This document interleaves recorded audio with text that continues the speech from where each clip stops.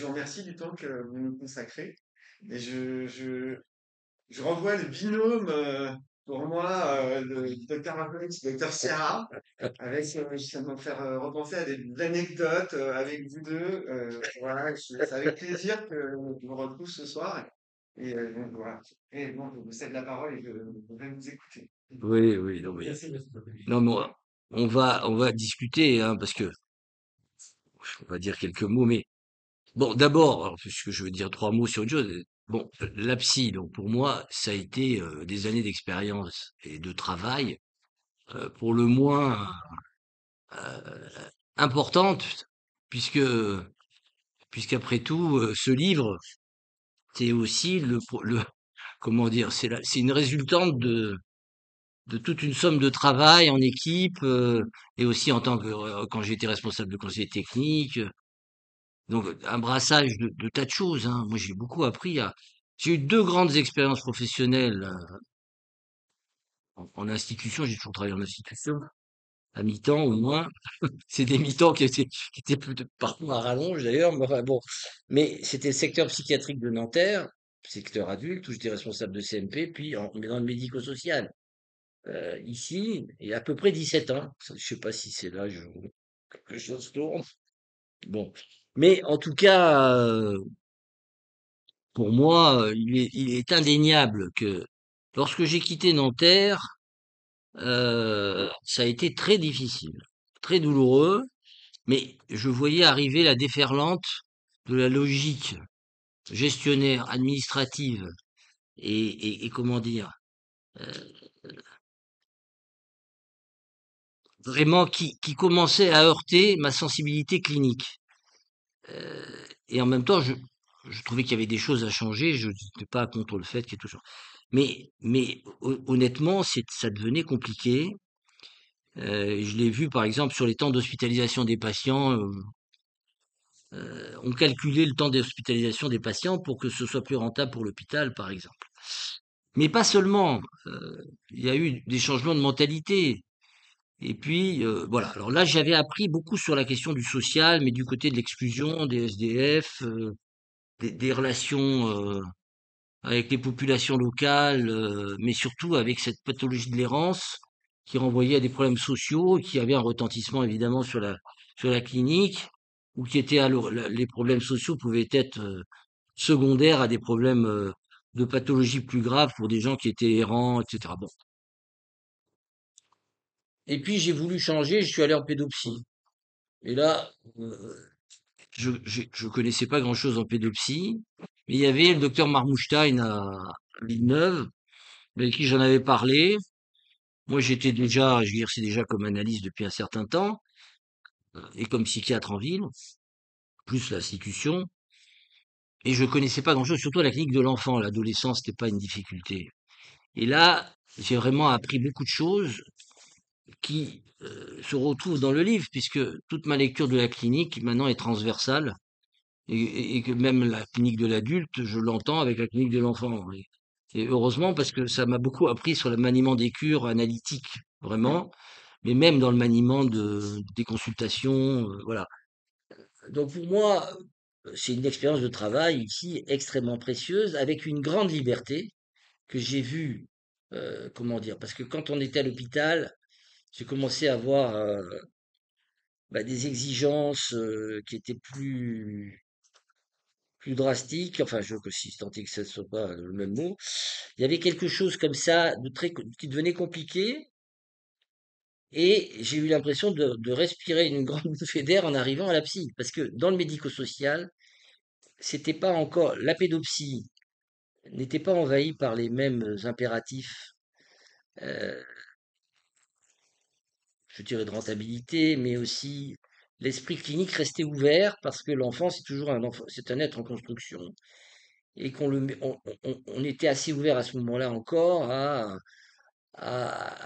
un potentiel qui allait émerger et qui n'était pas forcément déjà surdéterminé. Alors qu'en psy adulte, déjà, ça commençait à battre de l'aile, le secteur psychiatrique commençait à battre de l'aile, alors que honnêtement, il y avait des moyens extraordinaires à une époque. Et moi, j'ai beaucoup apprécié le travail de secteur parce que c'était aussi un travail de tissage avec les familles, les patients adultes, etc. Mais on allait au domicile, c'était très différent des CMPP. Alors, avec le médico-social, j'ai découvert autre chose, c'est-à-dire l'école, l'ASE. Enfin, j'avais affaire à l'ASE parce que, bon, il faut quand même rappeler que dans les rances, il y a quand même 25, il y a des chiffres faramineux. Je les ai plus en tête, dans le bouquin, je les ai essayés, mais enfin, on retrouve à peu près des gens qui sont passés par l'ASE, 25% des gens dans la rue. Bon, c'est dire que euh, il y a quand même le constat d'un échec de politique de soins, de politique sociale, en sachant qu'on ne peut pas avoir la naïveté de croire qu'on peut gommer une société reste avec ses difficultés, avec des gens qui s'inscrivent pas dans le lien social pour des raisons de maladie, pour diverses raisons. En général, c'est l'association de plusieurs facteurs. Et je ne vais pas prôner ce soir le tout psychisme, pour le dire très clairement. Bon, mais malgré tout, ce sont des politiques de soins qui sont des politiques qui existent depuis en Europe, dans un monde néolibéral. Je crache pas sur le libéralisme en tant que philosophie, hein, mais je pense que c'est de plus en plus draconien. Et donc, à la psy, j'ai découvert un monde associatif, euh, une certaine proximité de travail avec la direction générale, hein, c'est clair, et puis un brassage de professions qui allait de la clinique au social, puis des institutions quand même. C'était génial ça, qu'il y avait l'enfant, l'adolescent, l'adulte. Donc ça, pour moi, c'était très enrichissant, et j'ai découvert le travail de la pédopsie et le lien avec le secteur psychiatrique. Et je dois dire que dans l'ensemble, c'est une expérience pour moi qui donne qui fait que j'ai écrit ce bouquin avec Maria Ronage et Inès Gré. Inès a été stagiaire et Maria Ronage, mais aussi l'ensemble de l'équipe qui a contribué à cette écriture. Maria Ronage a souvent fourni des observations cliniques, on a discuté, on s'est engueulé dessus, on n'arrivait pas à les écrire. Moi, c'était souvent avec des patients que je connaissais, hein, bien sûr. Mais enfin, on a travaillé. C'était un tissage très important. Et ce livre, c'est un peu la résultante de tout ce travail d'équipe. Bon. Alors, effectivement, les dernières années à la psy, c'est-à-dire les 5, 10 dernières années, on a vu que il y avait des choses qui se sont passées au niveau des lois. Ça faisait déjà un certain temps, les lois de 2005, 2000, je sais plus, 2011, 2010, je sais plus laquelle. Voilà, sur la question du handicap, etc. Bon, mais 2002 et 2005, ouais, 2002 et 2005. Mais progressivement, on a vu que aussi la direction, ça je le sais, hein, était prise dans des impératifs, y compris d'ailleurs de justifier par les évaluations. Alors, les institutions, qu'elles soient évaluées, qu'elles soient discutées, ça ne peut, d'une certaine façon, qu'être positif si c'est utilisé de manière positive. Franchement, dans l'ensemble, au niveau de mon travail à la psy, il y a eu beaucoup d'histoires, etc. Mais quand même, il y avait un conseil technique, il y avait un équilibre des forces, il y avait des façons de raisonner différentes, des administrations qui avaient l'oreille ou pas concernant les problèmes de clinique, mais qui étaient soucieuses aussi de ce qui se passait dans les établissements de soins, et des établissements qui n'étaient pas de soins, qui quand même a modifié un peu l'association des CMPP du Val-de-Marne, que moi-même j'ai même pas connue. Et j'ai vu les choses se transformer parce que, effectivement, la même logique s'est installée. Il y avait ça à l'hôpital, dans le service public, mais aussi a commencé à s'installer dans le médico-social. Et donc des zones de friction avec des gens avec des fonctions et des professions, des discours différents, qui n'étaient pas simples. Mais je trouvais que c'était extrêmement riche. On a quand même fait plein de journées de travail. Il y a eu quand même des choses très, je veux dire, vivantes. Donc la psy, alors je le dis d'autant plus que j'ai quand même après investi la FDCMPP et franchement, je peux le dire avec le recul, ici, quand j'ai travaillé là, hein, je parle pas des 2, 3 dernières années qui ont été, je vais revenir sur ce que j'ai dit dans le livre, un peu plus compliqué, mais au fond, et qui n'est pas de la responsabilité directe de Monsieur Catou, de la dernière, c'est vraiment quelque chose, je le dis, hein, j'ai vu quand même des choses devenir plus compliquées. Et, et notamment au moment où il y a eu la dénonciation des accords, parce que c'est ça qui aurait dû être dit en bas de page dans le bouquin, qui a déclenché, avec aussi les exigences des ARS, euh, la création des plateformes d'orientation et de coordination pour pallier les déficits, les réponses. Il fallait donner des réponses aux familles, aux demandes. Comment ne pas dire que ça avait une importance? Mais comment concilier ça avec les institutions en place, avec le risque de les transformer et d'en faire simplement des centres d'évaluation et de diagnostic? C'est pas le cas. Mais ça reste en suspens, cette question, parce que c'est toujours pas tranché, hein. Même si je crois que les CMPP vont être maintenus. Mais peut-être pas avec les mêmes qualifications, etc. Alors tout ça a été plus compliqué, mais au fond, c'est vrai que on a eu bon, des directions avec des mentalités différentes, pris dans des enjeux différents. Il y a eu l'époque, j'ai connu une première époque, je me rappelle plus le nom du directeur. Comment? Non, non, avant Cava. Bon, où il y avait quelque chose comme ça qui restait dans une certain immobilisme, mais qui gardait des valeurs humaines qui ont toujours existé à la psy, hein. Et puis il y a eu l'arrivée de Monsieur Cava. Bon, moi, je dois dire que j'ai beaucoup discuté avec Monsieur Cava. Il a amené aussi des choses dans la direction générale. Je pense au secrétariat, la façon dont il a travaillé. Il a mis en valeur la question de la direction générale. Ça, c'est une évidence.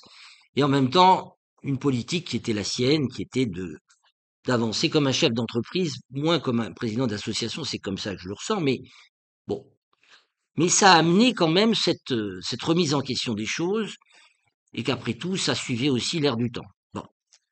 La direction de Monsieur Catou, c'est déjà autre chose. C'est-à-dire que vous arriviez déjà dans quelque chose, vous avez pris une responsabilité et quelque chose à moitié. Bon, je vous parle de ça, je sais pas si je j'ai raison de vous parler de ça, mais quand même, c'est pas simplement politique mon propos.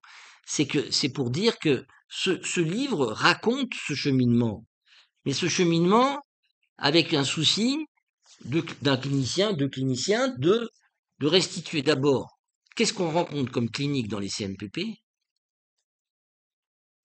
qu'est-ce que dans quel dans quel milieu, dans quels discours sociaux on est pris et obligation de résultats, mais pas seulement de résultats, de qualité de résultats, comment prendre en compte le point de vue des familles, avec des familles qui, dans les CMPP, ne sont pas entendues, comme d'ailleurs dans les CMP. Ce qui est entendu au niveau des pouvoirs publics, ce sont les associations de familles avec justement ces diagnostics de TND et ces différents diagnostics de TND. Tout ça, ce sont des choses qui ont modelé, y compris dans le conseil d'administration, je voyais ici, il y avait un malentendu, c'est que quand on présente quelque chose comme scientifiquement établi, validé par les instances politiques, par les instances internationales, par les classifications internationales, ben, quand on n'est pas clinicien, on se dit mais qu'est-ce qu'ils ont ces cliniciens qui se prévalent de la psychanalyse? Moi, je ne suis pas, je suis psychanalyste, mais je suis aussi psychiatre. Et puis, j'ai travaillé avec des gens qui travaillent dans la pédopsie. C'est quand même une transdisciplinarité qui est absolument importante. La question du lien social, elle est extrêmement importante. Le partenariat, on n'a pas attendu les directives des dernières années pour savoir que le partenariat, c'était capital. Mais le partenariat, c'est comment nouer des liens personnalisés à propos de patients au cas par cas, avec des institutions qui sont non judiciaires, dans l'éducatif, pédagogique, enfin, etc., pour que on mène un projet de soins en écoutant les autres et en même temps qu'il puisse écouter aussi ce qui se passe dans la difficulté de l'enfant pour faire tout son cheminement, etc. Donc ça, c'était ce tissage, hein. Et aussi l'importance qu'avait la pédopsychiatrie qui, de plus en plus, actuellement, est en train de se neurologiser, et c'est une évidence.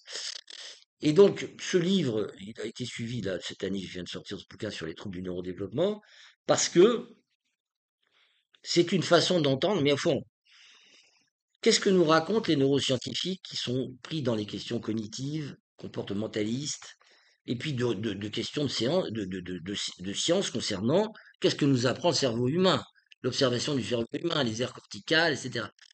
Alors, en écrivant d'ailleurs ce bouquin, avec les gens avec qui j'ai travaillé sur cette affaire, trouble du neurodéveloppement, je dois dire que mon point de vue d'analyste n'a pas changé. Mais j'ai appris des choses concernant la question des neurosciences. Mais quelle place lui accorder et jusqu'à quel point? La question, c'est pas tellement remettre en cause le fait qu'on ait un cerveau et qu'il y ait des neurosciences. Mais c'est pas du tout les mêmes fonctions de clinicien. C'est la fonction d'expert ou d'observateur ou de chercheur en sciences n'a rien à voir avec la question du chercheur en sciences humaines. Mais ça peut se croiser, mais à des places et des fonctions différentes.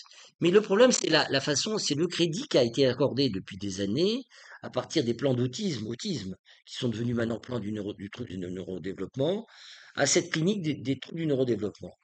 Or, toute la difficulté pour des analystes ou des pédopsychiatres ou des psychiatres, je dirais, qui ont eu un enseignement qui leur a été transmis pendant des années, moi, maintenant, effectivement, on n'enseigne pas les mêmes choses aux jeunes praticiens. Donc, comment faire avec ça? Il y a un écart. En même temps, la psychiatrie elle-même a toujours évolué avec le symptôme social. Et c'est pas, ça peut pas être décorrélé. Donc, voilà. Alors, donc, ces deux livres, enfin, celui sur l'entendre la parole des enfants et des adolescents, pour moi, ça a été un livre qui est le fruit d'une expérience à Villeneuve, mais aussi de ce que j'avais retenu de mon travail en CMP, en tant que praticien de l'adulte. Et c'est vrai que à la partie clinique succède une partie plus politique sur les orientations de soins, parce que pour moi, il y a un point de vue qui est maintenant largement dominant. Alors, à une époque, ce qui a été critiqué, c'est que c'était le tout psychisme, toute la question de l'inconscient, les psychanalystes prétendaient savoir tel chose. Moi, actuellement, on est passé dans le mouvement inverse, mais sur un mode caricatural, et que moi j'estime dangereux, parce que on peut pas, le fait qu'il y ait un cerveau, le fait qu'on doit approfondir les questions du cerveau, des aires corticales, le fait qu'on puisse réfléchir sur les fonctions cognitives du cerveau, ne peut pas faire perdre de vue que l'être humain est un être avant tout de parole et de langage, et que pour arriver à s'inscrire dans son humanité, dans son humanisation, dans son rapport, eh ben, s'il n'a pas la parole et le langage, il ne peut rien dire. Et de son rapport au monde, de son rapport à l'autre, il ne peut pas théoriser quoi que ce soit, etc. Les neurologues ont tendance à considérer que la parole et le langage, c'est une des fonctions du cerveau. Mais si on n'avait pas cette fonction du cerveau, on serait bien incapable de parler neurologie ou de quoi que ce soit. Mais c'est une façon d'aborder les choses malgré tout pour essayer d'améliorer les méthodes de travail, etc. Mais tout ça est pris quand même dans des enjeux beaucoup plus larges. Ça commence comme ça, c'est que malgré tout, toute maladie mentale, au lieu d'avoir une assise biopsychosociale comme on le fait directement en psychiatrie habituellement, il vient essayer de dire, ben, il y a quand même une causalité organique à toute difficulté mentale, à tout son. Ça, c'est un débat. Ça a toujours existé. Au XIXe siècle, on parlait déjà de ça. Ces éléments-là, ils ressurgissent. Ils ressurgissent de manière très forte, non sans des conflits d'intérêts. Et ce qui est grave, pour moi, c'est que la haute autorité de santé est totalement prise dans cette affaire-là. C'est pas simplement les gouvernements, les macronistes, c'est déjà inscrit depuis 20 ans, 25 ans.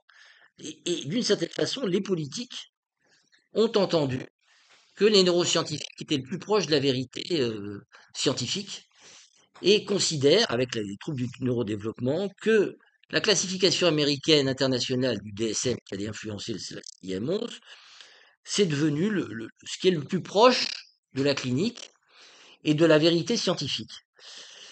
Quand on sait, je ne peux pas vous donner tous ces éléments-là, mais que nombre de publications scientifiques, si vous lisez François Gonon, si vous lisez Brigitte Chamac, si vous lisez des... Bon, ben, on s'aperçoit qu'il y a un forçage.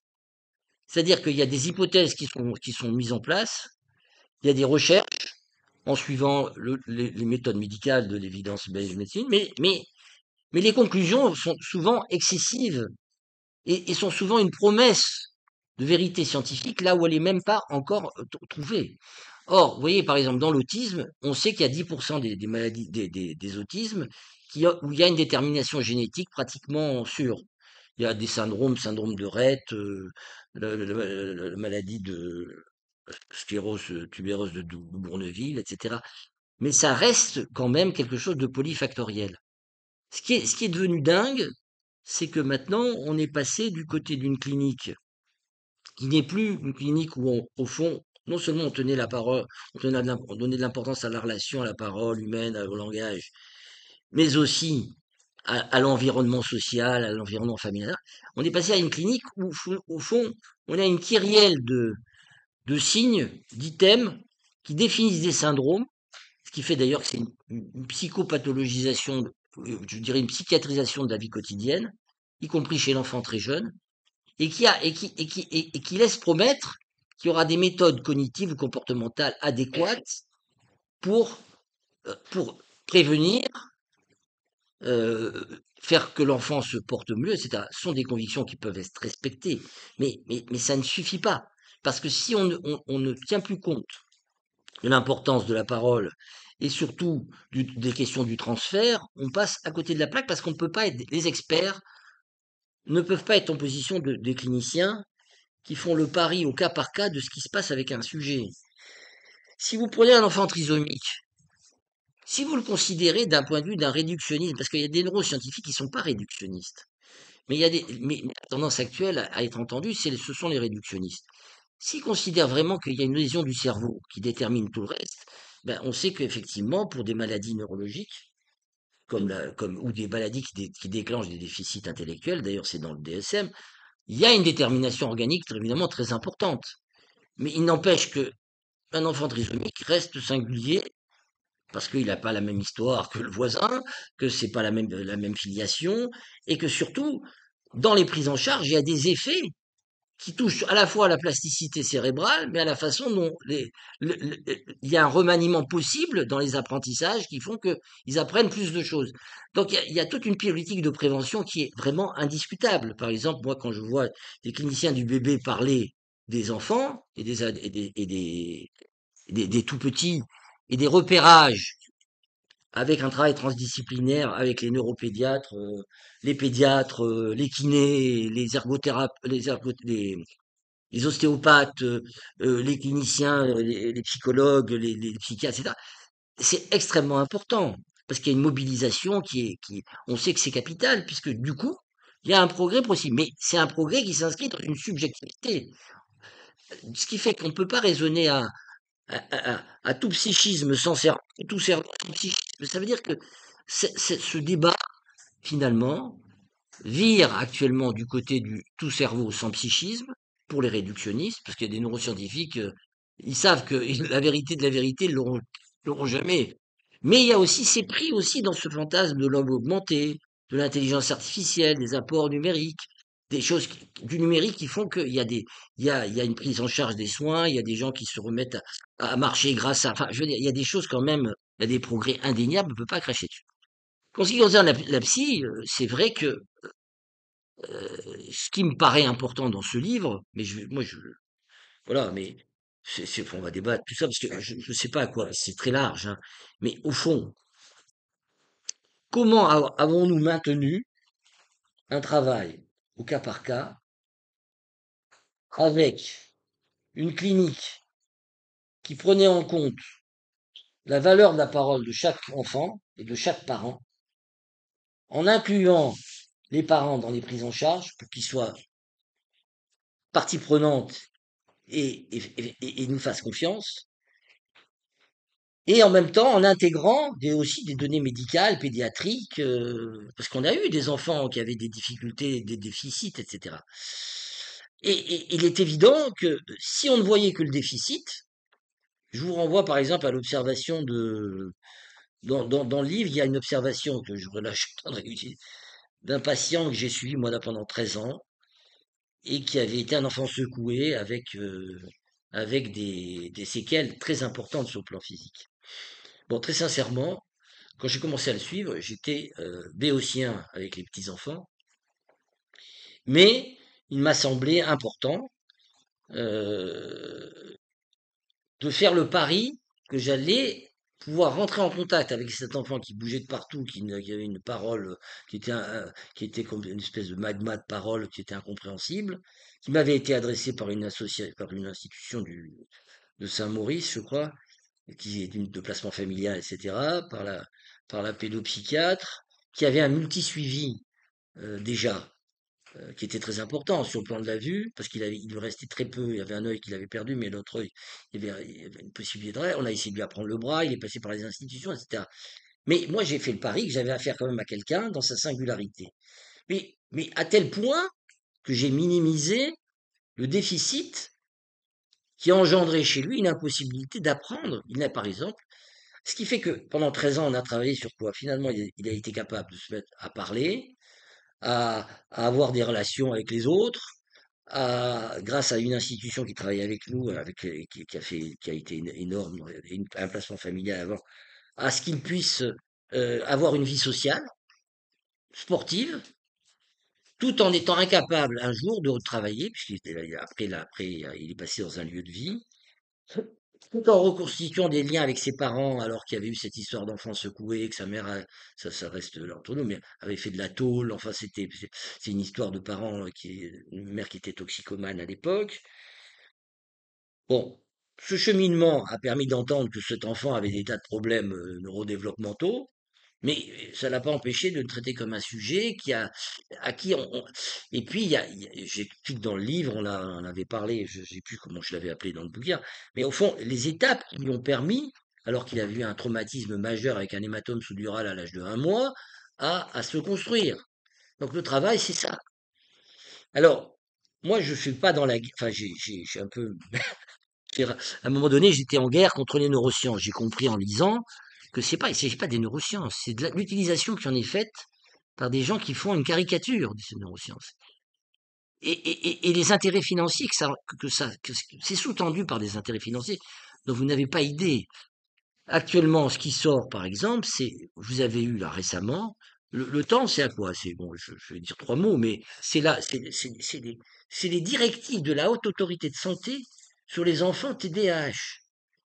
Le TDAH, pour avoir pas mal travaillé sur la question, fait partie, euh, dans le bouquin, grâce à Thomas Javel, on a travaillé une observation clinique qu'on avait eue en commun dans l'équipe, avec un enfant qui avait été adressé par un praticien qui était très bien, parce que en général, quand on nous adressait du monde pour une question comme ça, où il n'y avait même pas de mots.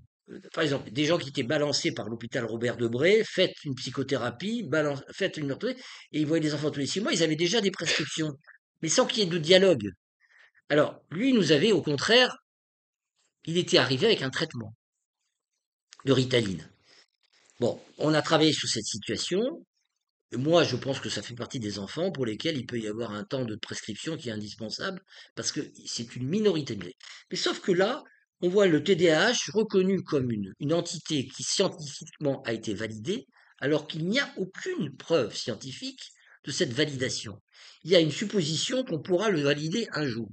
C'est quand même une aberration, même pour des neuroscientifiques, considérer que les choses sont déjà tranchées avant même qu'il y ait la preuve d'un déterminisme biologique capital et qui ne tiennent plus compte à ce moment-là des causalités psychologiques et sociales, c'est quelque chose qui ne va pas.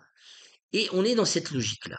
Et là, l'Haute Autorité de Santé vient de publier des directives où non seulement avant, c'était des centres de référence. Ensuite, c'est passé, donc avec des pédopsychiatres, etc. Ensuite, c'est passé à la possibilité que des généralistes, je me trompe, non, que les pédiatres, les psychiatres en ville puissent prescrire, éventuellement diagnostiquer. Et maintenant, ce sont les médecins traitants. Et dans les prérogatives de la haute autorité de santé, qu'est-ce qu'on a? On a le fait que on admet que pour des enfants de moins 5 ans, exceptionnellement, on peut compenser à leur prescrire de la ritaline. Vous avez les études contradictoires. Le médecin, il date, si vous lisez la revue Prescrire, que c'est dangereux si on dépasse. Tout le monde sait que ça peut avoir un effet sur la concentration, mais pendant 6 mois, 1 an. TDAH, on est passé à l'attention bon. Mais pas tellement sur la question de l'hyperactivité, mais ça peut avoir des effets comme ça. Mais ce que dit la revue Prescrire, c'est que au bout de 3 ans, 5 ans, il y a des risques d'hypertension à long terme. Il y a des risques de toxicomanie, d'addiction très jeune, etc. Et on est en train d'en faire une politique d'État. parce que l'association fondamentale, la fondation fondamentale, je dirais, est infiltrée totalement dans les ministères depuis un certain nombre d'années. Je vous le dis, hein, et que cette fondation fondamentale, c'était la fondation de Marion Le Boyer, ils sont très écoutés, et leurs paroles, il y a de l'argent qui a été débloqué pour des recherches avec l'INSERM, ben, elle a plus de poids et c'est ainsi. Mais pour des cliniciens, c'est inquiétant. Parce que dans le livre sur le trouble du neurodéveloppement, dans le livre avec Schéma, quand on en avait parlé, on a essayé de montrer quand même qu'il y a des explications psychopathologiques au fait qu'un enfant remue tout le temps. On a essayé d'expliquer aussi que le problème de la concentration est un effet souvent de l'agitation. Mais il y a aussi des énigmes dans cette affaire. Mais plutôt que de le laisser sous forme d'énigmes, avec une certaine vigilance, à intervenir le plus précocement possible, à réfléchir au cas par cas, éventuellement de justifier un traitement quand c'est nécessaire pour un temps limité, on passe à une généralisation. Et ça, c'est le cas avec la question de l'autisme, c'est le cas. Alors, vous savez que maintenant, les troubles du neurodéveloppement, il y a des chiffres faramineux. 17% des enfants auraient un trouble du neurodéveloppement. Vous avez des chiffres comme ça. Aux États-Unis, il y a eu 21% des enfants pour qui on avait diagnostiqué un TDAH. Il se trouve que ceux qui ont promu le DSM, qui a promu les TND, ce sont beaucoup de ces praticiens, Allen Frances, sont revenus là-dessus. Même celui qui a promu le TDAH, à la fin de sa vie, a dit, voilà l'illustration d'une maladie imaginaire. Non, mais ce ne sont pas je vous raconte, c'est pas des sornettes, hein. À côté de ça, vous avez des gens qui vont dire, l'article du Monde récemment, en fait, ce qu'on ne sait pas, c'est qu'elle est elle-même traitée pour le TDAH, qu'elle a un lien enfin, maille à partir avec l'association Hyper Super TDAH qui est financée par les laboratoires pharmaceutiques. Écoutez, moi, je n'ai rien contre les médicaments, je n'ai prescrit à des patients, hein, à des jeunes patients, mais de façon enfin, très ciblée. Il y a des patients psychotiques, même jeunes, qui nécessitent un petit traitement parce qu'on ne peut pas faire autrement, pour des raisons diverses. Mais cette généralisation est très inquiétante. Et puis, ce qui est le plus inquiétant, c'est de plus concevoir un sujet humain dans sa globalité, mais d'envisager surtout la composante biologique, même si la composante sociale peut rester parmi les chercheurs en neurosciences importantes, heureusement, ils n'ont pas que la caricature du cerveau, il y a un environnement, mais malgré tout, toute la composante psychique passe à l'as. Ce qui fait que on est dans une espèce de dichotomie corps-esprit, oui, c'est ça, ou corps, âme, etc., qui date de Descartes, et même avant, et, et qui fait que, plutôt que de voir les choses dans leur complexité, plutôt que de faire la part des choses, on tombe dans une caricature de cette affaire. Voilà, moi je vous dis, ce soir, je vais pas parler du bouquin directement, mais c'est une façon de vous dire les choses, parce que à la fois, moi, ça m'inquiète, et je vois que beaucoup des jeunes collègues, y compris en CMPP, qui sont normalement, parce que c'était quand même les CMPP, c'était le lien à l'école, fondé par des psychanalystes, avec l'éducation nationale, souci majeur de la psychopédagogie. Ben, je vois les jeunes collègues, malgré tout, qui sont de plus en plus, et y compris à la FDCMPP, qui essaie de tenir les choses, mais qui a du mal, imprégnés par l'idée, finalement, ils parlent un autre langage que les cliniciens que nous sommes. C'est-à-dire c'est complètement différent. Pas simplement au titre de la psychanalyse, mais même de la psychiatrie. On est dans une paupérisation. Quelqu'un comme Bernard Gols dit on est en train de... Est-ce qu'on va vers la mort de la pédopsychiatrie, par exemple? Alors que lui, il a toujours défendu les connaissances scientifiques. C'est un fanat de l'épigénétique. Mais vous voyez, par exemple, les connaissances en épigénétique, elles sont où dans les directives de l'HAS? Elles sont où? On a l'impression qu'il n'y a plus qu'une causalité, c'est organique. Et que la réponse la plus simple, c'est de donner des médicaments. Alors, il y a des situations infernales, hein. Il y a des enfants, ils ne tiennent pas une seconde, hein. Alors, effectivement, est-ce que c'est un fait social?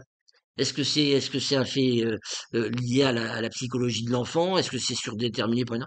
Mais plutôt que de laisser la complexité de l'affaire et de travailler au cas par cas, on protocolise. C'est ça, comme on fait en médecine.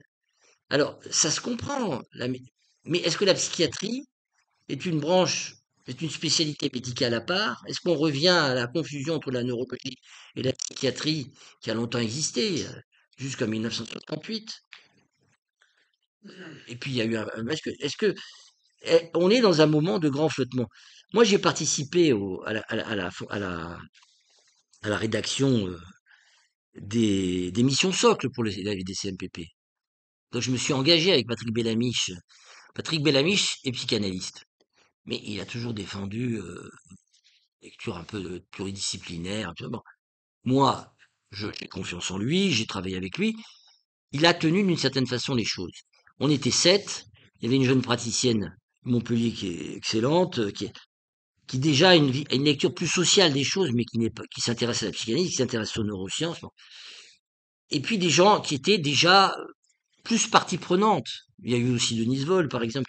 Donc des gens de grande qualité. On a produit un document qui permettait de concilier le travail avec les plateformes en essayant de respecter le travail de chacun, en traitant les plateformes comme si ça pouvait amener quelque chose de positif, parce que ça pouvait on pouvait prendre en charge des gens, des enfants qui étaient sans possibilité de consulter, mais en sachant que ça allait poser un gros problème de coordination et que peut-être que ça allait déshabiller Pierre pour habiller Paul, c'est-à-dire donner moins de finances, de financement et de moyens dans les CMPP, dans les CMP.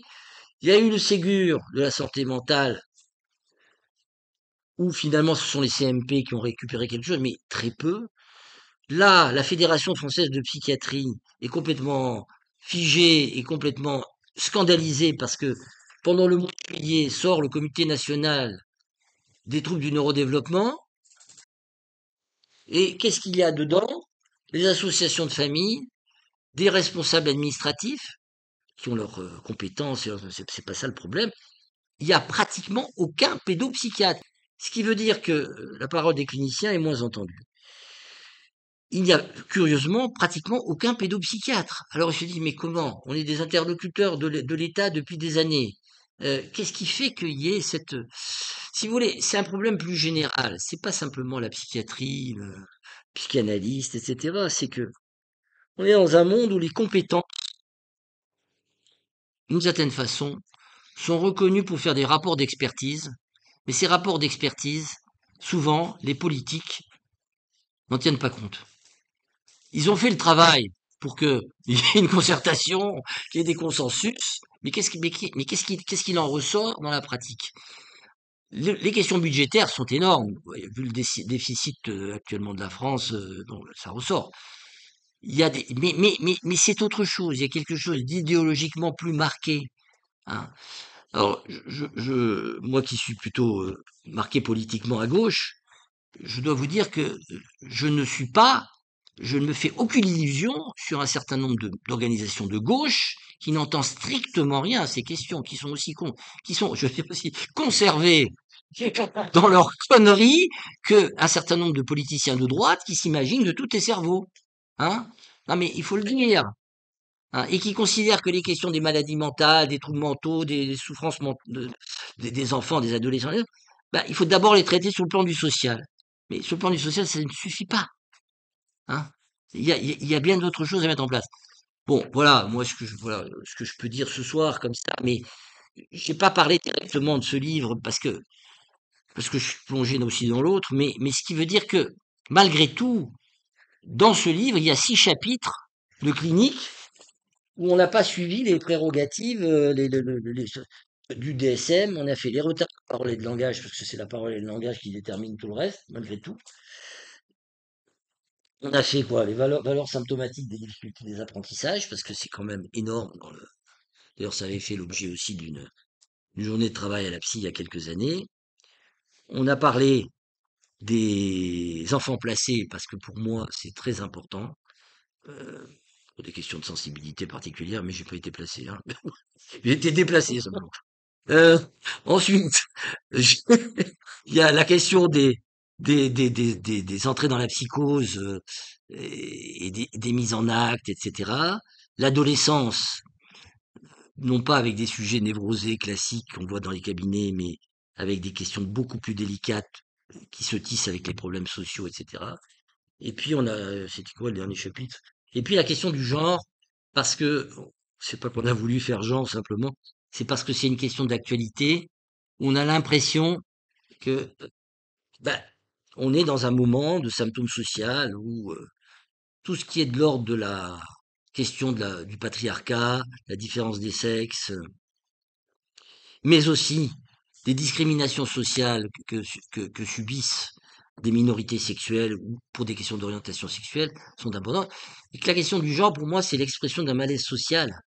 C'est-à-dire que ce qui ressort, c'est une difficulté à se ranger du côté d'un sexe parce que humainement, psychiquement, inconsciemment, ben, la chose est beaucoup plus compliquée.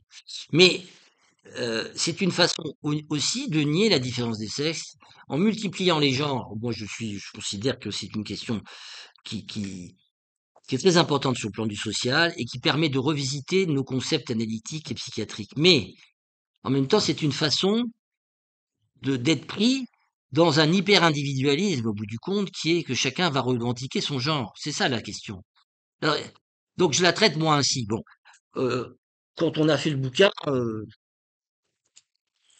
on était embarrassé parce que finalement, on a mis en exergue ce chapitre, mais il faut savoir qu'à Villeneuve-Saint-Georges, où il y a quand même il y a quand même 80 nationalités, et 36% des populations qui sont soit immigrées, soit, soit étrangers, peut-être qu'il y avait une composante culturelle qui fait que la question du genre ne ressortait pas de la même manière que qu'elle était tue. Alors qu'on voyait déjà, moi j'avais des collègues au CMPP, au CMP. Entre-temps, je veux dire qu'à mon cabinet, dans les CMP, CMPP à Paris, ça pullule. Hein. Et dans les pays où la question, où les questions LGBTQI sont ostracisées, enfin je parle pas en Russie, en machin, là, c'est vraiment quelque chose qui fait partie de l'imprononçable. Voilà, mais voilà, il y a des tas de questions qui sont sorties comme ça. Bon, bon, je vous ai assez parlé et je veux bien qu'on discute parce que et peut-être Maria-Renée, je suis désolé, je me suis mis à parler, alors du coup, comme d'habitude, je suis chiant. Bon, alors peut-être tu peux dire des choses sur ce bouquin parce que puis peut-être poser la question. Bon, c'est vrai que c'est un sujet qui me passionne parce que c'est aussi une vie professionnelle, c'est aussi des convictions de travail et puis une espèce d'ouverture d'esprit quand même à, vous savez, je pense qu'on ne peut pas travailler en psy sans une composante, enfin sans un intérêt pour le social, sans un intérêt pour la médecine, sans un intérêt pour les différentes théories analytiques et les psychothérapies. On peut pas travailler voilà, c'est tout. Je vois pas comment. Et ça, ça demande un tissage de travail. Il n'y avait pas besoin de parler du réseau. On l'a depuis longtemps, cette idée-là. Enfin bon, voilà. Bon. Bon, non, après lui, on a l'impression qu'il a tout dit, donc c'est un petit peu difficile. Non, mais, non, mais parce que lui, il fait ce panorama très large, hein, où, bon, voilà, ça se mêle plusieurs questions, hein, le politique, le social, voilà, tout ce qui est les enjeux de notre travail, en fait. On sait que on fait les choses dans une institution, mais qu'une institution, un CMPP, c'est un micro système, hein, on va dire, de choses voilà, qui reçoivent toutes ces changements, tous ces bouleversements sociaux, économiques. Merci. Donc voilà, et d'ailleurs, je pense que l'intérêt de ce bouquin, c'est ça, c'est que euh, voilà, ça, il est, euh, il est très vaste aussi, tu vois. Peut-être les cas cliniques, bon, ça donne un petit peu l'idée de ce qui est le travail, Le tissage dans l'institution. voilà, quotidien aussi, je dirais, hein, quotidien de, voilà, de qui travaille et que l'importance, en fait, elle est énorme. Moi, je suis convaincue, euh, euh, d'avoir un peu la vie, un avis plus vaste, hein, parce que justement, Villeneuve-Saint-Georges, mais bon, d'autres lieux aussi, d'autres villes, elles sont, ben voilà, en plein fouet de tous ces changements, toutes ces difficultés euh, locales, mais qui en fait, c'est pas que local, c'est et ce qui est je pense qu'il y a un chapitre sur la question du réel et d'ailleurs, c'était intéressant de centrer la clinique un peu autour de ça.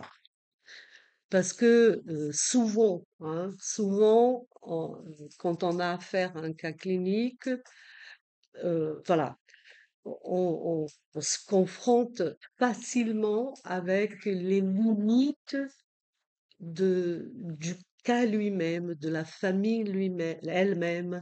C'est-à-dire, par exemple, un exemple d'un garçon qu'on croyait vraiment, parce qu'il était très intelligent, au moins en thérapie, ça se voyait, voilà, sa capacité d'élaborer, alors que les difficultés scolaires persistaient et il n'a jamais pu faire autre chose euh, un cours, ben voilà, une formation professionnalisante à la fin. En bref, alors que on pourrait dire qu'il avait un talent, hein, avec le langage, tout ça. Néanmoins, pris dans ce contexte social, hein, dans cette ville, donc un fils de migrants, fidèle à son papa peut-être, bon bref, plusieurs choses qui ont fait que, ben voilà, on était confronté à quelque chose qui dépasse la clinique elle-même, qui est parfois des choses qui déterminent et qui sont déterminées par un contexte aussi social.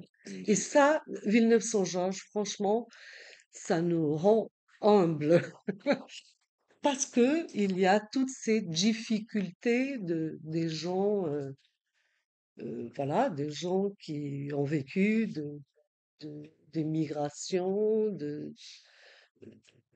voilà, c'est très spécifique, tout le brassage de langues. On a toujours affaire à des familles où ça se parle plusieurs langues et comment travailler tout ça.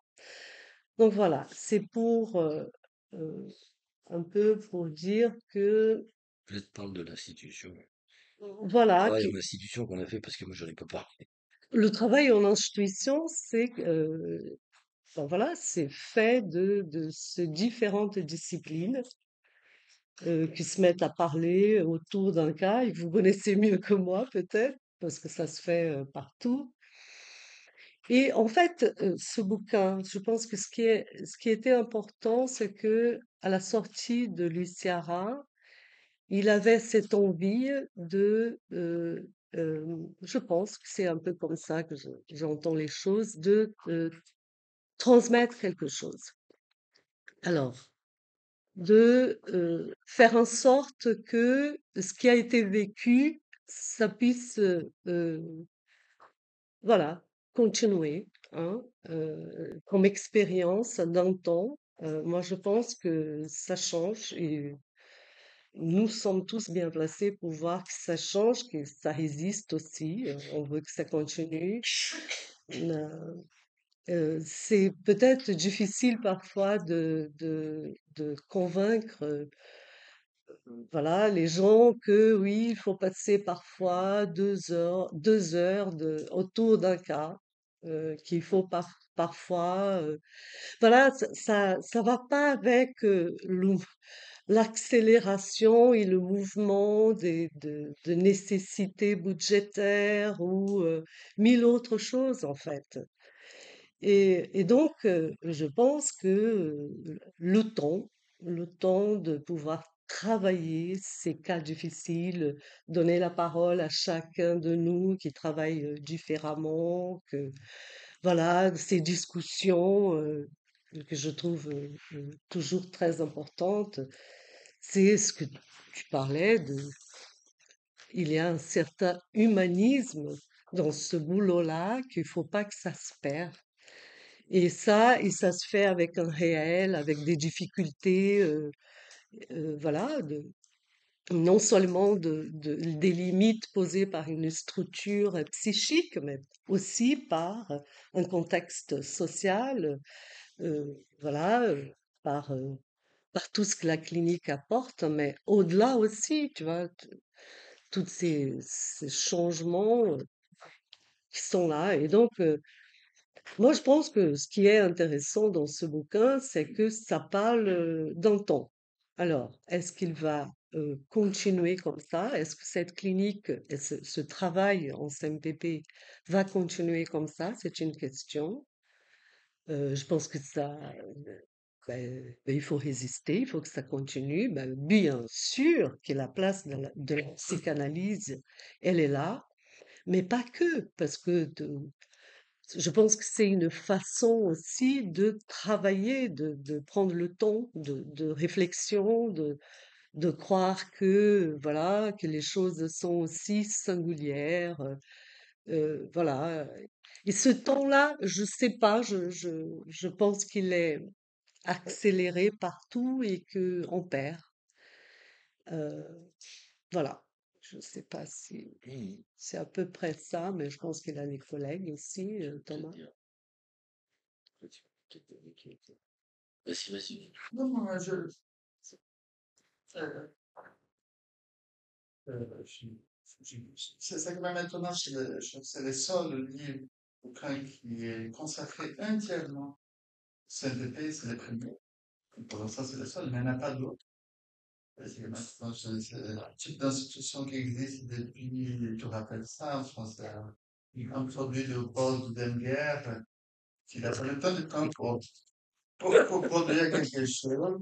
Ouais. C'est même étonnant. Et bon, il arrive dans un moment qui est crucial pour nous. Là, alors, parler de ceux qui sont entendus par les, par les pouvoirs politiques, c'est fondamental. Évidemment qu'il y a une idéologie derrière laquelle il y a la question des intérêts financiers. Patrick Landman montre très bien par rapport à la PDH, les sauts, qui, à partir du moment où c'est devenu un lieu commun, y compris parmi les enseignants, euh, bah, employer ce langage. Bah, il m'est arrivé une situation où une gosse que je suis fait depuis tant de temps, et j'apprends bien après que ces garçons étaient sur l'italien, parce que la mère avait parlé à une autre mère. Voilà. Il y a quelque chose, un travail minutieux que les labos ont fait, qui sont arrivés dans les établissements scolaires, qui produisent son fruit. Je ne dis pas là que ceux qui sont entendus, certes, c'est donc ceux qui ont des intérêts financiers, c'est clair. Ce qui m'embête, c'est ceux qui ne parlent pas. Et je crois que ce qui se passe là, c'est à l'image de ce silence, cette apathie. Si? Cette Ah ben, apathie. on- C'est-à-dire, comment se fait-il qu'on soit si peu nombreux? Moi, ça me met en colère. Voilà, quand même, j'ai envoyé des mails où il y a une centaine de personnes. Je ne bouge pas. Je vous dis bien, aujourd'hui, c'est devenu très difficile. Enfin, on essaye là, depuis ton départ, avec Lorenzo, maintenant avec l'arrivée de autour de ça là, avec la direction, on essaie de bricoler quelque chose, mais l'effet est, il y a une apathie généralisée des cliniciens dont on est en train de parler. On va peut-être faire une journée sur les collectifs. Et voilà, il est où les collectifs? Où sont les gens? Voilà, donc ça c'est ça qui... Donc, en plus, ces gens fondamentaux, l'association super hyper active, ils sont très branchés, ils ont une capacité de communication immense, ils sont rattachés au labo. Nous, bah, Ils sont hyperactifs. hein, mais ça rapporte. Ça, c'est vrai qu'ils sont entendus par les représentants politiques. Et nous, je ne sais pas ce qui se passe. Il y a un problème. Hier, j'avais évoqué, je vais répéter peut-être pour certains, à Patrick Bellamiche, quand il est sorti parce qu'il a une séquence très importante, là. Patrick Bellamiche a fait une pétition intitulée Non à la destruction de CPT. Cette pétition a permis un colloque qui a eu lieu au Sénat en 22 CNPP Et demain. et demain. Cela a permis aussi que notre collègue Anna Conrad s'excuse parce qu'elle est à Budapest pour un congrès, mais elle n'est pas être là. Ça a permis aussi qu'elle a fait un film là-dessus. Enfin, il a une séquence importante dans laquelle tu es toujours au cœur, mais enfin, de tout Non, ce mais qu'on il y a voit. Lou, il y a J'ai qui, dit, la pétition de Bellamiche, il a eu 10 000 signatures. Même ça, on n'arrive plus à faire. Comment se fait-il qu'aujourd'hui, quand la SPA lance, je sais pas, une poule qui a été maltraitée, ils ont 40 000, et nous, on est à 10 000. Moi, j'étais content, c'était une copine qui m'avait dit, 11 elle 000, n'est 11 absolument pas 200. non, ouais, elle n'est pas de milieu. Et elle me dit, mais tu es content avec ça? J'ai réalisé, Tu j'ai dis, réalisé que même ça, on n'arrive plus à faire. si tu dis oui, ma poule, tu vas avoir une Alors, connotation sexiste. voilà, l'ingénieur Non, du CVP, bien c'est sûr, ton ouais. dernier, l'intitulé. Encore faut-il que les collègues arrivent à se mobiliser. Sinon, bon, voilà. Non, ce qui est très Voilà. embêtant, c'est que en fait, depuis avril 2023, il y a eu à un moment donné, le président de la République a pris la parole pour dire que finalement toutes les négociations qui avaient été mises en place pour arriver à maintenir les CMPP, les formulations qu'il y a eu, comment j'ai appelé ça, le texte là, de consensus, etc. Ben, tout ça tombait à l'eau. Parce qu'il dit, on doit faire une politique beaucoup plus large sur les troubles du neurodéveloppement. Je vous rappelle, parce que on ne l'a pas dit, mais les troubles du neurodéveloppement, c'est le TDAH, les troubles des apprentissages, les troubles moteurs, oui, les maladies avec handicap intellectuel, les troubles du spectre autistique. Et le point commun, c'est de considérer que tout cela recoupe des pathologies, des entités qui sont, même si elles ne sont pas avérées, c'est une causalité organique, et donc de les traiter sous l'angle que du handicap. Le handicap, normalement, c'est une résultante de maladies, quelles qu'elles soient, qui engendrent. Là, voilà. Donc, à partir de ce moment-là, on a une réduction de la psychopathologie, de la clinique, des modalités grossières, et puis la porte ouverte à des choses compliquées et malheureusement des politiques délétères. Ce qui est curieux, c'est que j'ai parlé avec Brigitte Chama, qui était une chercheuse en neurosciences, elle est allée au Sénat après l'histoire, là. Elle a parlé avec des représentants de politiques de différents groupes. Alors nous, quand on était au Sénat, c'était par l'intermédiaire d'une députée communiste. Bon, elle était orthophoniste dans le orthophoniste, bon. Mais moi, je suis pas au Parti communiste non plus, moi. Mais c'est pas ça. C'est que elle a eu affaire à des gens de différents partis politiques qui ont écouté ce qu'elle a dit en disant, mais il y a quelque chose quand même qui est une politique d'État, mais sur des choses qui sont tout à fait château-branlant. Elle a cru être entendue. Ça n'a strictement rien changé. Parce que, actuellement, la Fondation fondamentale est implantée, est écoutée, et c'est parole de vérité. Donc on propose des solutions toutes faites, toutes des solutions qui rassurent.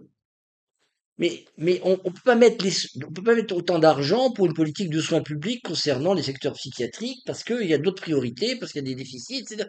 Donc tout ça est très compliqué, mais c'est quand même sous-tendu par des idéologies qui sont, pour moi, je trouve que c'est inquiétant parce qu'il y a une pente, c'est vraiment lié à la crise de notre démocratie occidentale, puisque c'est essentiellement occidental, les démocraties. Et donc, ces histoires de CMPP, c'est représentatif de la façon où il y a un malaise dans les démocraties aussi. Pas simplement l'affaire des CMPP.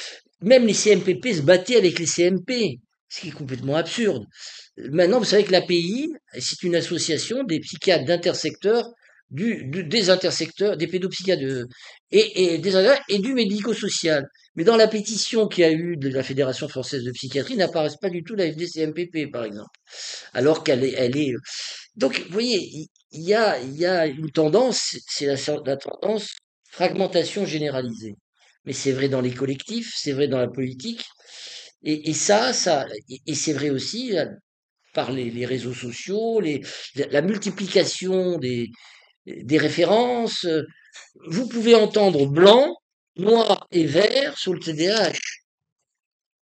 Si quelqu'un, quand il y a eu l'histoire du scandale de l'histoire de, comment il s'appelait ce professeur de Marseille, là, qui était plus ou moins lié à des intérêts chinois, alors, à un moment donné, c'était le héros. Puis après, on s'est aperçu que, bon, alors, il n'était pas conforme, il n'était pas en accord avec l'Académie des sciences, qu'il devait avoir même de bonnes raisons de le mettre de côté. Et pourtant, voilà. Et voilà. Et on est dans un monde comme ça. Qui détient une vérité? Quel savoir? Un savoir en vaut un autre. Et ça, ce sont des choses qui mettent en cause la question de l'autorité au sens symbolique du terme.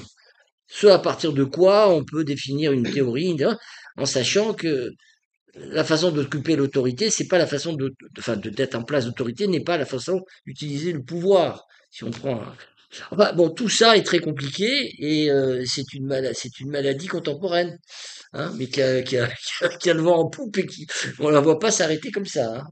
Voilà. Et Et, en même temps, et en même temps, il y a tout ça et les choses aussi, ça continue de se faire. Tu vois, moi, voilà. Oui, mais t'as raison. Oui. je, parce que sinon, ça se saurait. C'est-à-dire, euh, Bah, vous travaillez au CMPP là. ben, nous, c'est pas un exemple, hein, c'est-à-dire, ça se travaille un peu, ça continue quand même, hein. Moi, il y a quelque chose quand même qui résiste, hein, qui continue et qui peut-être ça se réinvente autrement. Euh, Oui, oui, oui, mais euh, Mais ce qui résiste, c'est le symptôme. mais tant mieux, oui, C'est le symptôme. ben C'est-à-dire oui. qu'il faut rapidement, ce bouquin, moi je l'ai lu comme un vade-mecum pour Mais faut se brosser les dents. non, non, non, c'est pas un dentifrice. C'est un vade-mecum pour effectivement dire aux jeunes générations, ça fait partie de notre dernière génération, jeune génération, de dire le CNPP est branché sur le social, éminemment social. L'école, les mairies, les politiques d'implantation des différentes institutions. Donc ça, c'est quelque chose qui effectivement mérite une écoute, mérite effectivement d'être sensible aux symptômes sociaux et symptômes singuliers. Dans ce domaine, le cerveau est hors sol. C'est-à-dire que ça ne sert strictement à rien d'aller voir les mairies, les institutions, les écoles avec une cartographie Mhm, des aires cérébrales. Ça ne sert, à mon avis, à rien du tout, mhm, puisqu'il faut rentrer en contact avec des problématiques sociales, problématiques familiales, qui devraient effectivement intéresser toutes les institutions. Moi, je profite de la présence de la direction générale pour dire que je dois dire que j'ai toujours eu en tête, je l'ai dit d'ailleurs monsieur, euh, euh, Tu as tout. non, non, C'est monsieur pas une Gâteau, mais rivière. fier. que tu continues de ne pas arrêter. De ne pas. Voilà. D'accord, je on va pas répondre. Mais non, mais moi, j'ai jamais fait la confusion. C'est pas vrai. Et c'est Question oui, oui. au sein même de la personne de se projeter sur le symptôme qui résiste et d'être le lieu, le creuset de formation des nouveaux psychologues, nouveaux psychomotes, former des corps de nouveaux praticiens pour effectivement savoir écouter le symptôme qui résiste. Parce que il va y avoir une grosse pénurie bientôt, y compris, alors les psychologues, on a encore, et Et on puis, peut s'en ils rappeler, mais encore sont tous forts. certains psychologues sont uniquement formés pour le neuropsycho, et ça, c'est pas très bon pour le symptôme, parce qu'ils n'entendent strictement rien aux symptômes, mais le symptôme, lui, résiste. Ce qui est évidemment une bonne une bonne nouvelle. D'ailleurs, nous avons un collègue qui s'appelle Marie-Jean Soré, qui a fait tout un bouquin que je vous recommande aussi, en disant que le symptôme est révolutionnaire d'une certaine manière, parce qu'il Mmh. résiste à tout. Tout Donc, à on aura beau le tremper dans différentes, il va revenir, Il est on le invariant, chasse tu veux par la dire. porte, il revient par tout la à fenêtre, fait. je trouve ça formidable. Et puis parce que c'est l'être humain qui, effectivement, se met à produire des symptômes pour dire effectivement son mal-être.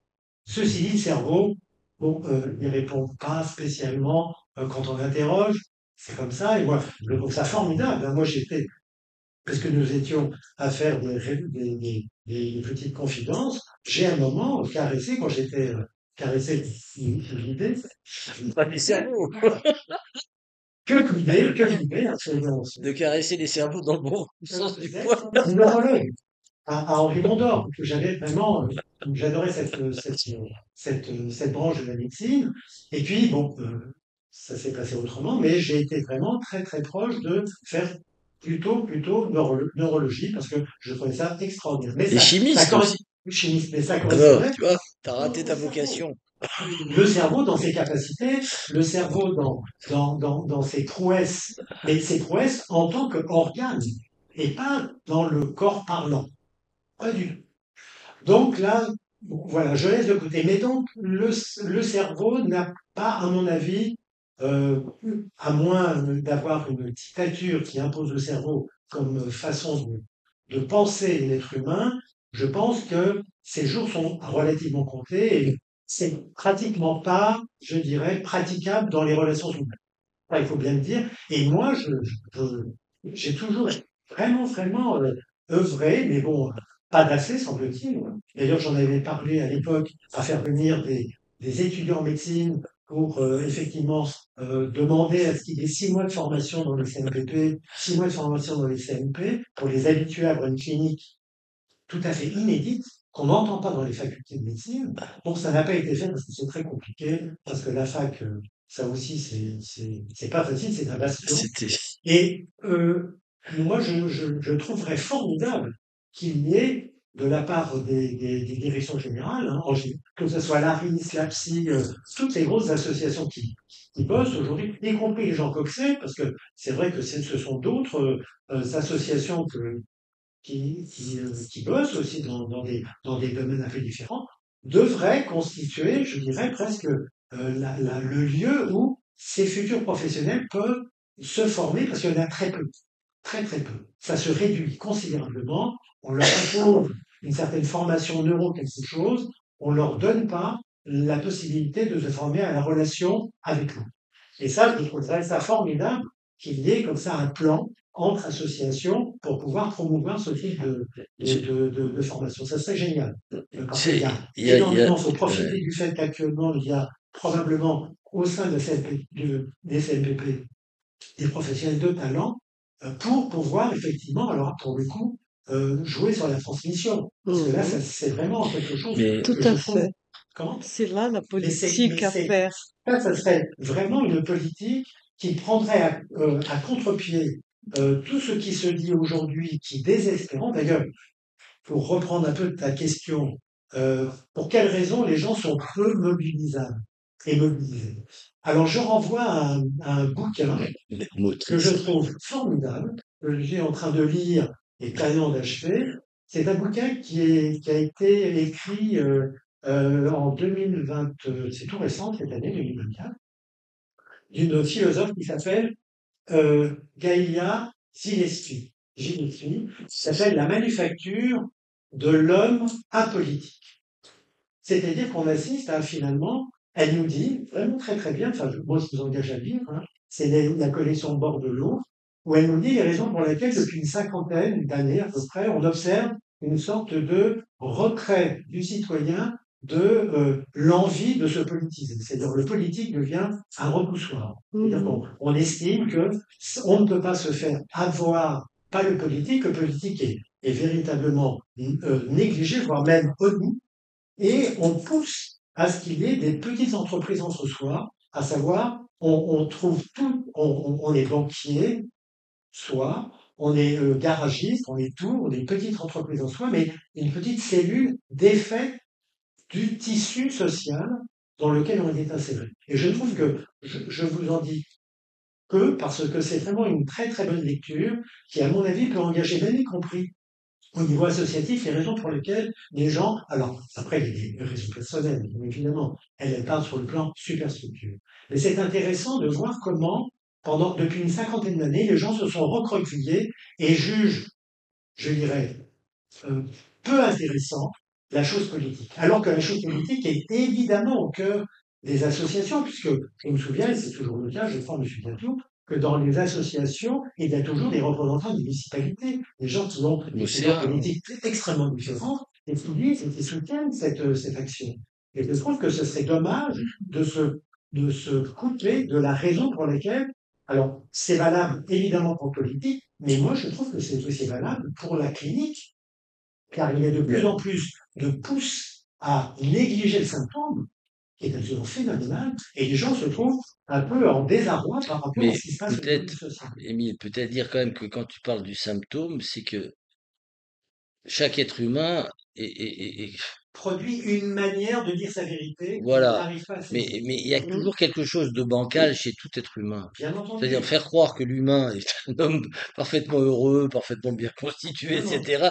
Il y a toujours, parce que la parole nous met dans le malentendu permanent dans notre rapport au corps, à la sexualité, à ce qu'on veut.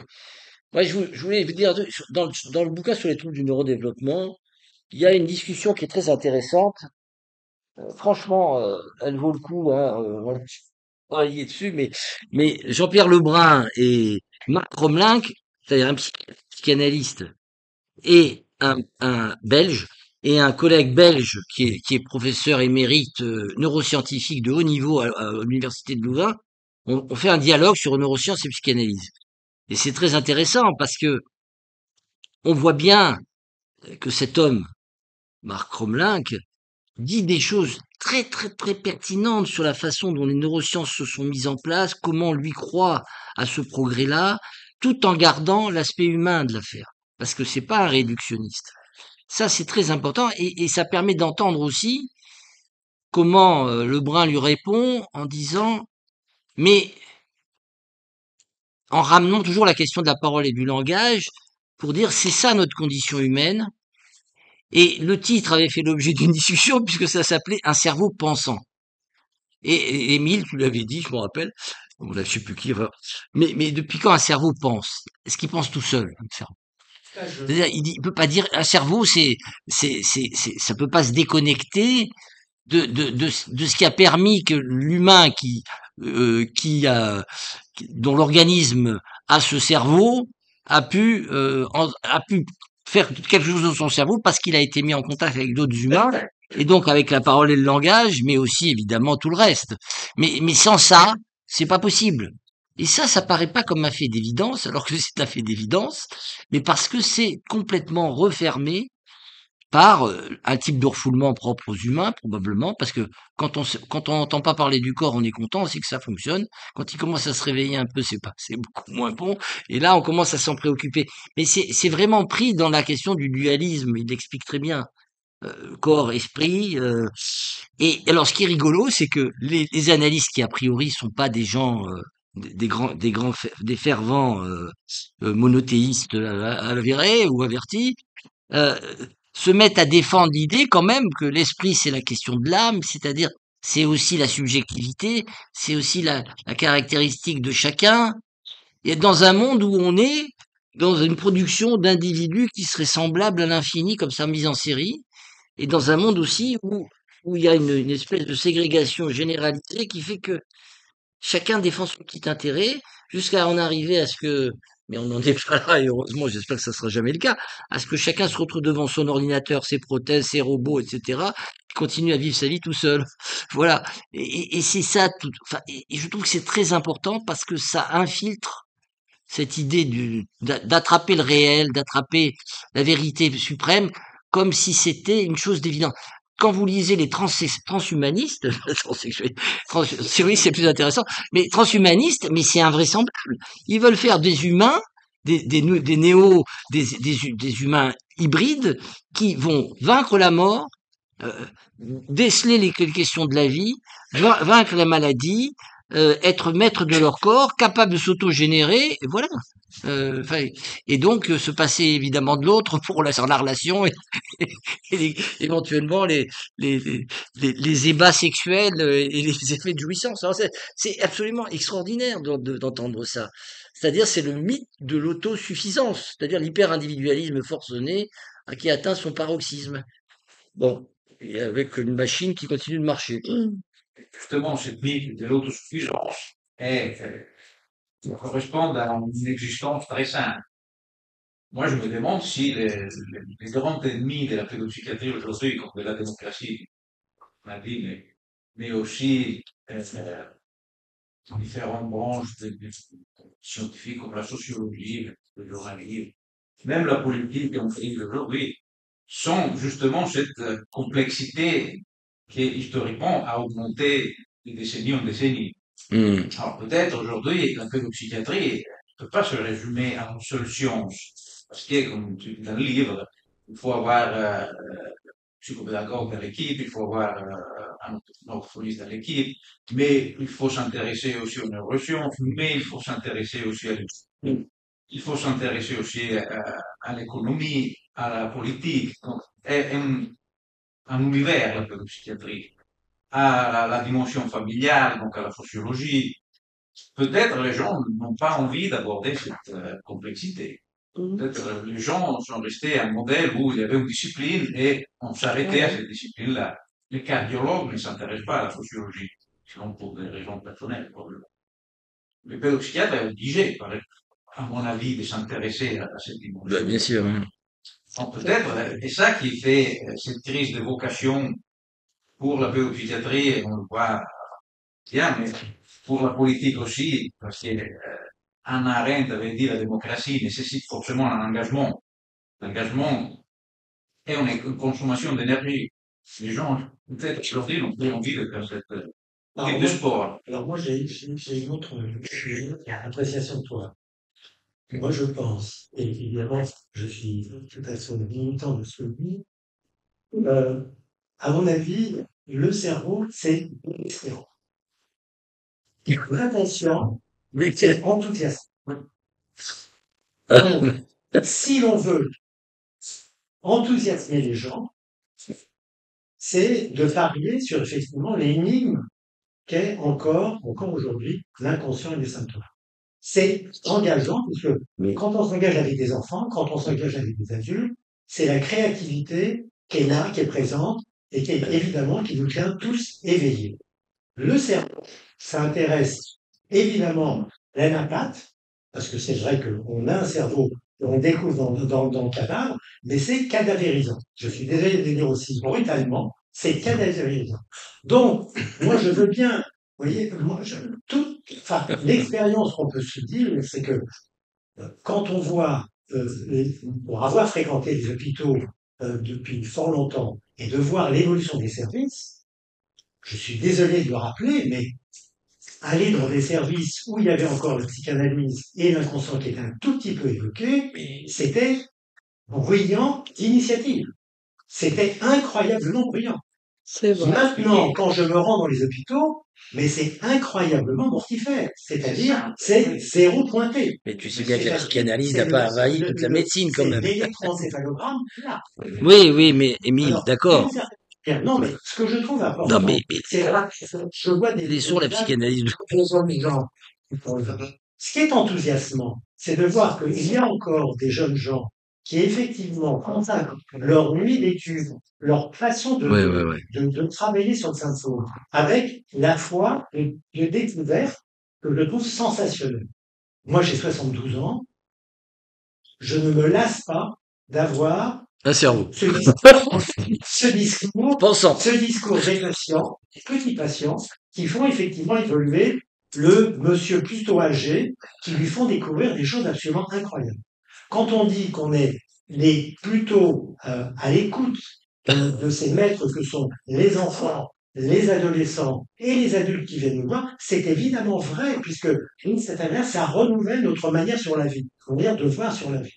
Et ça, c'est enthousiasmant. La complexité dont tu parles, je vais te le dire directement, je pense que ça vient de l'évitement de l'hypothèse inconsciente. Il y a Oui, mais une énorme dépense budgétaire phénoménale en laboratoire pour dire on va oublier cette hypothèse extraordinaire de l'inconscient mais et on va tenter effectivement de la réduire à zéro. Ça irrite, alors bien entendu, il y a des choses qu'il faut rectifier, il faut pas non plus mettre en avant uniquement cette hypothèse-là triomphante. Elle a eu des ratés énormes, des choses mais trop excessives. Et ça, je crois que c'est pas non plus une bonne chose. Mais l'effort pour éviter l'hypothèse inconsciente, moi, je trouve ça fantastique. Mais c'est des milliards. Ça coûte des milliards. Je voudrais dire un petit peu autrement. D'accord, bien entendu, bien entendu. C'est à partir de la question du réel, parce que tu dis ça, Grenelle, c'est la question du réel qui est importante, et la question du réel, c'est la question du corps. Et qu'en effet, tant qu'on se rend compte, on a affaire à nos corps respectifs, et que ça reste toujours des énigmes. Et que sur ces corps, finalement, toutes nos théories viennent se briser. Et qu'en effet, probablement que le point, ce qui circule dans notre société, notamment avec les neurosciences, c'est la haine du corps. C'est qu'on pourrait en dire, on pourrait on pourrait en finir avec le corps, on pourrait l'expliquer totalement. Et en effet, tant qu'on se rend compte, on peut se dire que il y a quelque chose là qui continue d'insister. Alors le problème, c'est que si on n'entend pas, ça va revenir forcément du côté de la violence. Donc il faut insister sur ce terme-là de réel, de symptômes, ce que tu n'as pas dit tellement. Et en effet, on parle de trouble. Et à l'instant où on parle de trouble, le trouble, on sait bien qu'il est là pour être corrigé et que c'est extrêmement normatif. Alors moi, je serais assez optimiste, j'ai l'impression que tu es assez optimiste, parce qu'en effet, on voit bien que dans les CMPP, les familles ne viennent pas voir des psychanalystes, ils savent pas qu'on est psychanalystes, ça ne les intéresse pas, c'est d'ailleurs pas la question. il y en a plus. Mais ils savent, en effet, qu'ils repèrent qu'il y a là quelque chose de très différent, c'est-à-dire que ce qui nous intéresse, en effet, c'est cette rencontre où tout vient se briser, nos propres théories analytiques, et que, à la façon des enfants, finalement, on va tenter d'inventer quelque chose dans cette rencontre. Et que ça fait une immense différence, et que les parents ne s'y trompent pas. Hein, quand il y a eu les premières demandes d'évaluation, les questionnaires, ils nous ont dit, ah, vous n'avez pas fermé, j'espère, parce que nous, on ne veut pas autre chose. Et puis, je voulais peut-être te laisser la parole parce que j'ai à ma droite une jeune psychologue qui m'est arrivée à Bonneuil. Et ce qui m'a intéressé, c'est qu'au départ, tu es psychologue. Voilà.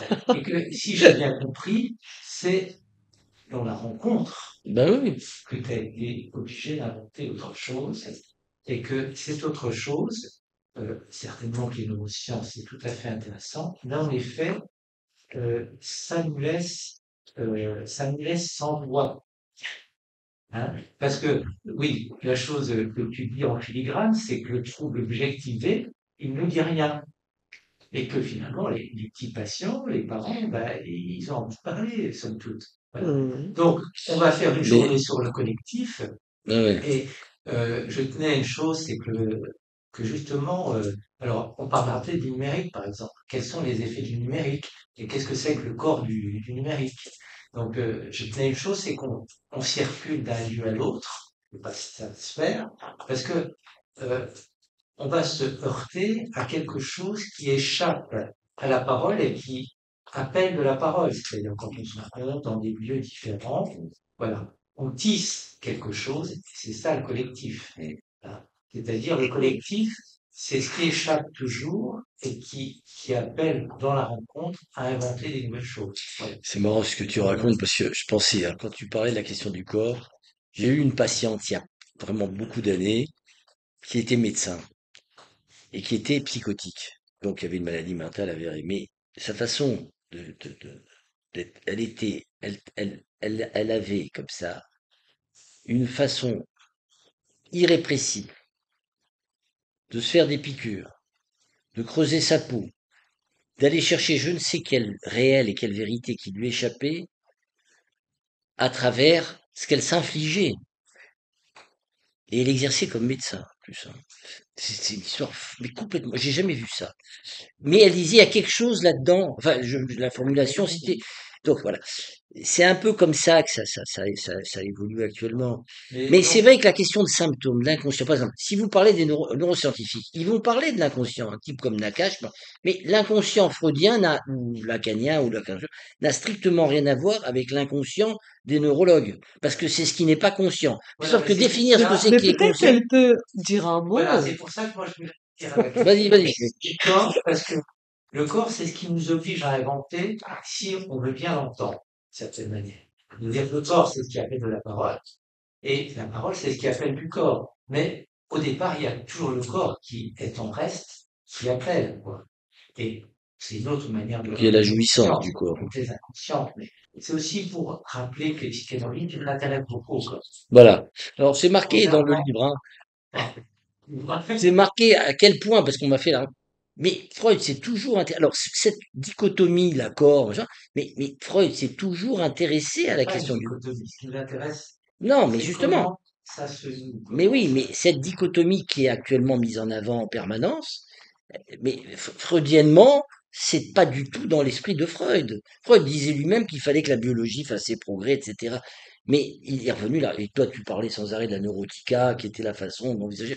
Donc, ce malentendu-là, il est encore présent. Mais c'est quand même, ça veut dire que quand même, au niveau de la masse psychologie, enfin, la maçonne psychologie, là, l'état de, qu'est-ce qui fait que on est dans un monde qui de plus en plus nous amène à s'intéresser à ce qu'il y a de plus incarné dans le corps, sans se rappeler que notre corps, il nous échappe fondamentalement et qu'il est toujours métaphorisé. Si on n'a pas le langage, on ne sait pas ce que c'est qu'un corps, parce qu'il faut parler On a la les chance, discours, les organes, etc. on a la chance d'être la France Oui, on qui a la s'enchaîne, chance.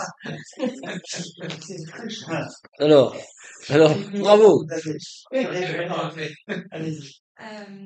Oui, donc moi, effectivement, j'ai été formée en neuropsychologie. Je suis passée par le service de pédopsychiatrie à la Salpêtrière, notamment. Et, et je faisais lien aussi avec tout ce qui est lié à l'évaluation, c'est-à-dire qu'effectivement, on parle beaucoup de plateformes d'évaluation parce qu'on s'arrête à À ce l'évaluation travail diagnostique. d'évaluation parce que voilà, il y a pas l'après en fait. Dans moi, c'est ça qui m'intéressait, c'est d'accord, on évalue, mais qu'est-ce qu'on fait après? Qu'est-ce qu'on fait de ces familles qui viennent nous voir? Enfin, moi, j'ai plein de familles qui sont venues me voir en tant que neuropsycho et qui veulent des réponses, mais qui veulent surtout être aidées, accompagnées. Et c'est là où moi, j'ai pu chercher autre chose. Oui, merci. Je résumé en chapeau de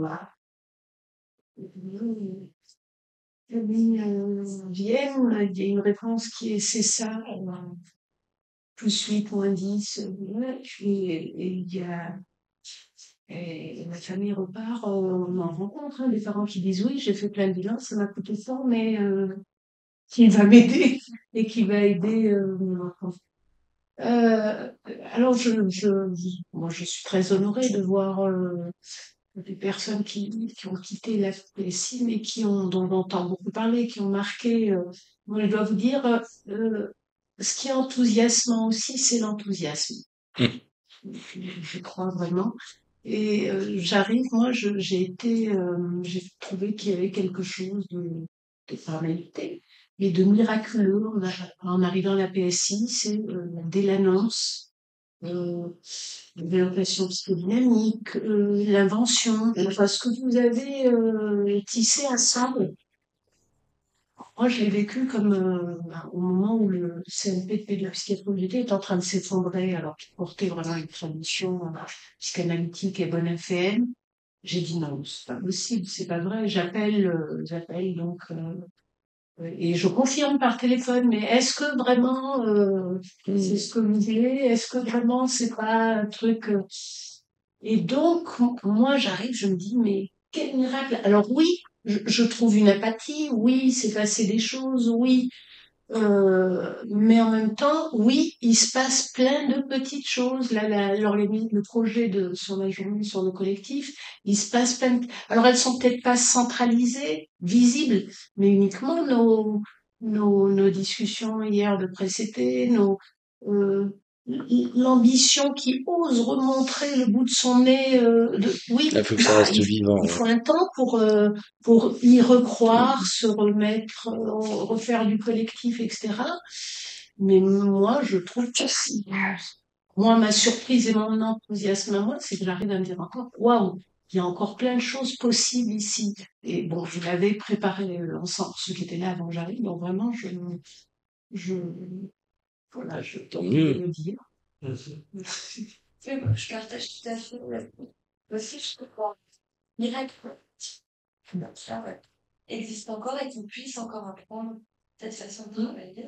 Je suis d'accord qu'il faudrait que Il y a, il y a un truc, c'est que quand vous parliez des bilans, là, alors, ce qu'il faut comprendre, moi, en tout cas, là-dessus, j'ai quand même aussi pas mal évolué, dans la mesure où pour moi, les bilans, ça n'a jamais été, moi, j'ai jamais été fanat des bilans, mais puisque ça s'est imposé sur le marché, mais aussi dans les formations, les bilans, c'est un outil.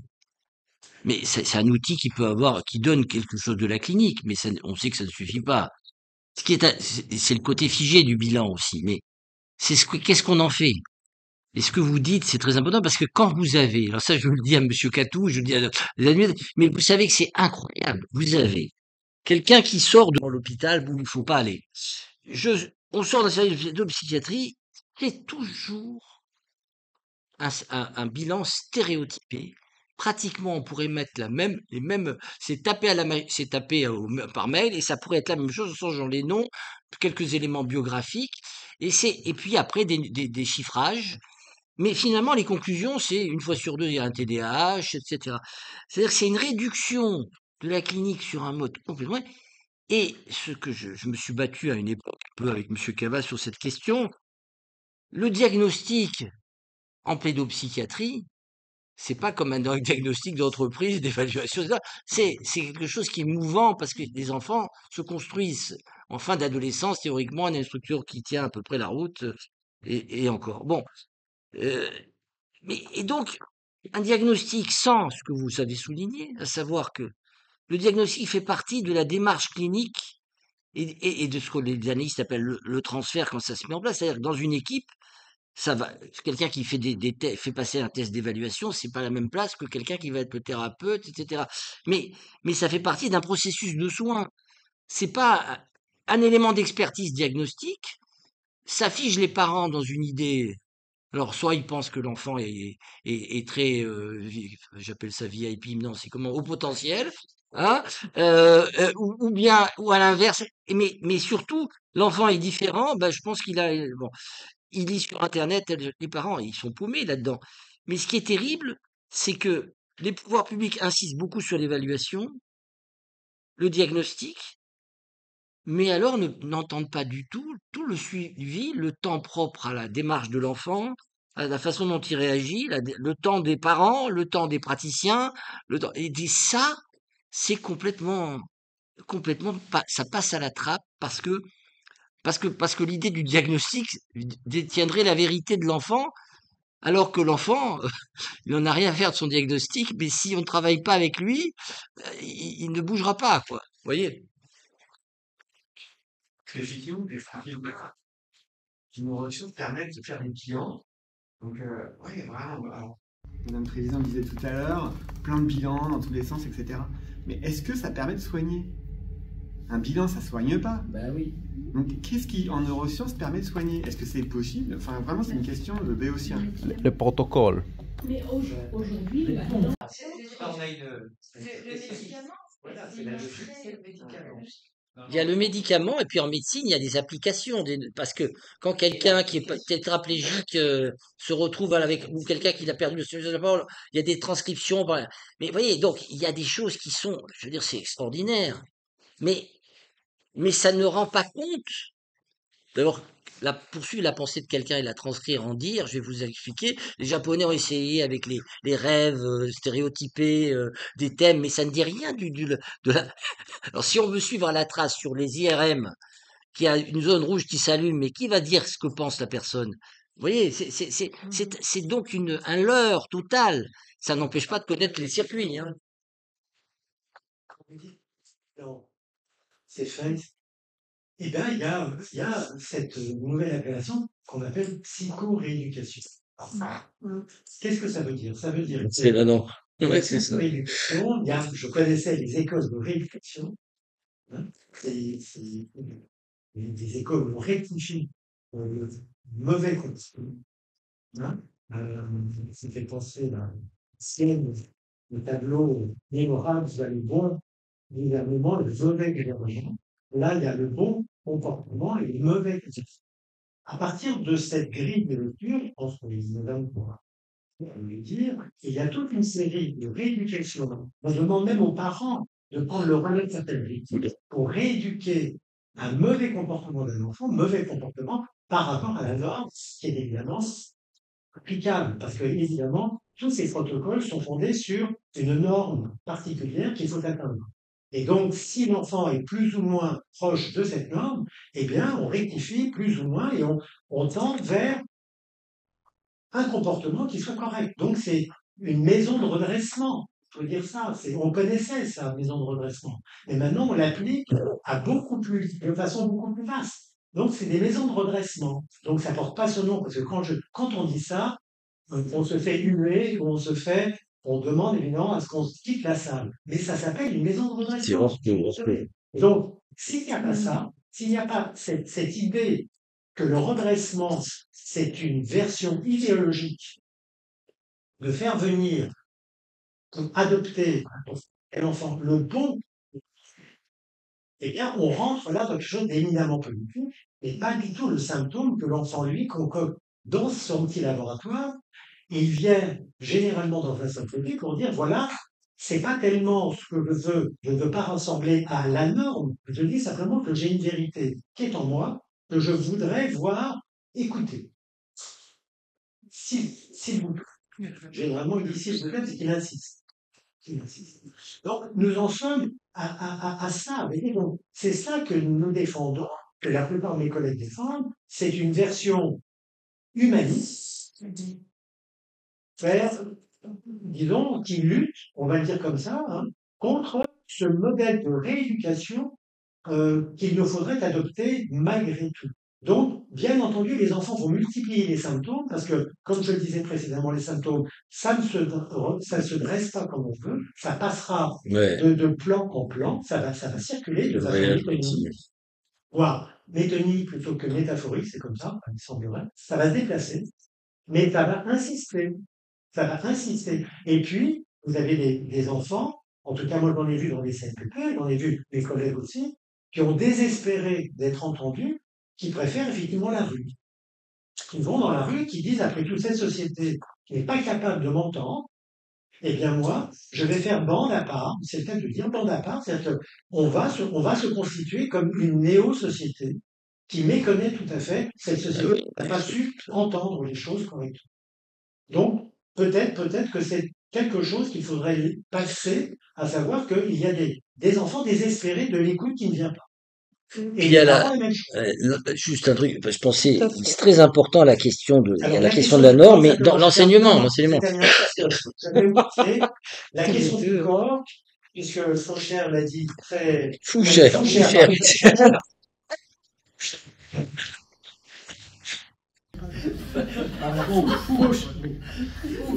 Fouchère, voilà, je vais dire, voilà, Fouchère, mais c'est pour ça que j'ai essayé d'éviter un peu, mais non. Donc, Fouchère, non, absolument. La question du corps est évidemment reprise de façon magistrale par un film que vous avez certainement vu, qui s'appelle Emilia Terrell, qui est la question du corps d'aujourd'hui. Et je vous invite à Ouais. le voir parce que c'est vraiment la question d'aujourd'hui. Dans tout le corps vivant, le corps mort, le corps transsexué, le corps jouissant, le corps réticent, comment faire le deuil d'un corps, tout est mis en place. C'est un petit chef-d'œuvre pour la question du corps. Ouais. Je sais plus qu'est-ce que je voulais dire, mince, du coup. Non, mais, Tu peux passer la parole. vas-y, mais je sais pas. Alors, Quand la question du bilan, on se pose la question, qu'est-ce qu'on va choisir? Après, il y a les films les gens du monde qui se posent la question, qu'est-ce qui doit soigner ce truc-là? Mais nous, on se pose la question, qui doit soigner cette personne-là qui a un problème? Et on se pose aussi la question, qui doit soigner les soignants? Parce que l'institution qui doit prendre en charge les soignants et s'occuper de l'ensemble, soignants, soignés, et ceux qui accompagnent les soignés avec la psychothérapie institutionnelle. Ça, c'est un discours qui est le neuro, Ah, mais ça, ils vont pas, non, le ça, PNBiste ne voit absolument pas pas. du tout. Il s'arrête à la première étape. Donc, on ne peut pas lui demander de comprendre cette complexité qui nécessite pas seulement plusieurs cercles concentriques et plusieurs décennies de travail. Donc, c'est là qu'on perd le grand public. Trop compliqué. C'est très riche. Pour moi, c'est En tout le cas, meilleur métier du monde. les CMPP, enfin, moi, ce qui m'avait, on n'a pas parlé de ça, mais franchement, les liens avec le pédagogique, l'éducation nationale. Moi, j'ai quand même beaucoup de patients et patientes enfin, d'analysants d'ailleurs, qui sont dans le prof, qui sont instits, qui sont, mais alors, vous savez, il y a la question de l'inclusion scolaire qui est tout le temps, on n'en a pas parlé, mais et là, je suis invité à Montauban pour parler. Bon, je dois dire que l'idée de l'inclusion scolaire, elle est généreuse. C'est comment traiter des enfants qui sont différents, qui sont pas dans la norme, pour les intégrer au mieux dans une société. Mais il faut des moyens considérables. Il faut des formations importantes. Les enseignants sont complètement débordés par cette affaire. Parce qu'il y a des enfants qui échappent totalement, même avec les meilleures volontés du monde, parce qu'il y a des établissements spécialisés qui devraient se créer, qui ne se créent pas. Mais le fait de faire des établissements spécialisés, c'est perçu comme une façon de discriminer. Mais alors que c'est le plus hypocrite, c'est que ça permet pas par exemple, cet enfant dont j'ai parlé tout à l'heure, qui avait eu cet hématome sous-dural après avoir été secoué, mais s'il n'était pas passé dans un institut d'aveugles quand il avait l'adolescence, s'il n'était pas passé par le placement, mais il aurait été, s'il n'était pas venu au CMPP, s'il n'avait pas rencontré l'équipe, s'il m'avait pas rencontré, donc c'est complètement, on est à côté de nos pompes, quoi. Et cette question de la norme, c'est terrible parce que la médecine, au départ, de manière plus large, c'est quand même, il y a un côté enfin, bon, il y a quelque chose comme ça qui ne peut pas simplement être réductible à des conduites à tenir, des méthodes protocolisées, etc. C'est important parce que la science amène à des dispositifs qui soient je veux dire, plus en rapport avec, je veux dire, ce que la science peut nous enseigner. Mais du point de vue de la relation humaine, on est toujours en panne de quelque chose. Et donc, ce qui est terrible, c'est que au fond, pour des questions d'économie de santé, on va préférer faire des évaluations et donner un traitement. Écoutez, il suffit de lire le rapport dans Le Monde récemment, mais c'est dingue. C'était de dire qu'au fond, il fallait que les enfants soient au contraire traités très vite. Et donc, on passait comme quoi, ça les calmait, mais on s'en foutait royalement du reste. Et à la rigueur, l'orthophonie, voire la psychomotricité. Mais on voit bien que c'est ça qui est une logique implacable. Et je vous assure que toutes les fédérations, les instances, la FDCMPP, etc., a envie du coup de montrer que notre travail, il est aussi scientifique, alors que, évidemment, il y a quelque chose qui se veut avec des méthodes un minimum scientifiques, mais que c'est pas un travail purement de scientifique, et que c'est une autre chose. Bon, et en médecine en général, c'est quand même incroyable quand vous sortez de Robert Debré, vous êtes stéréotypé, même en médecine générale, le contact avec le corps, les médecins ne sont plus formés à palper, à toucher, etc.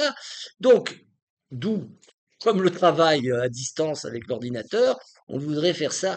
Donc, il y a des domaines où les démocraties devraient penser qu'il y a des domaines où il y a quelque chose qui reste, parce que j'aime bien ça, sacré, c'est-à-dire que quelque chose qui maintient malgré tout la part d'humanité, et que la part d'humanité, elle passe par la relation et par le corps à corps, par la présence de l'autre.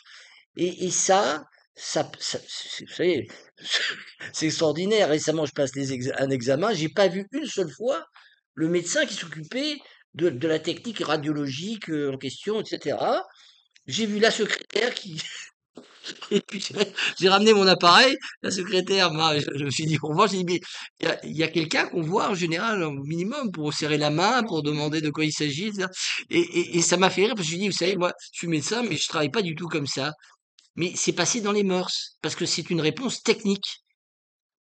Et qui finalement, la réponse technique, surtout dans certains domaines, elle est d'autant plus pertinente qu'effectivement, on peut savoir des choses extrêmement précises avec des molécules. Mais pour ce qui concerne la psy, on n'a pas trouvé de marqueur biologique pathognomonique d'une maladie mentale.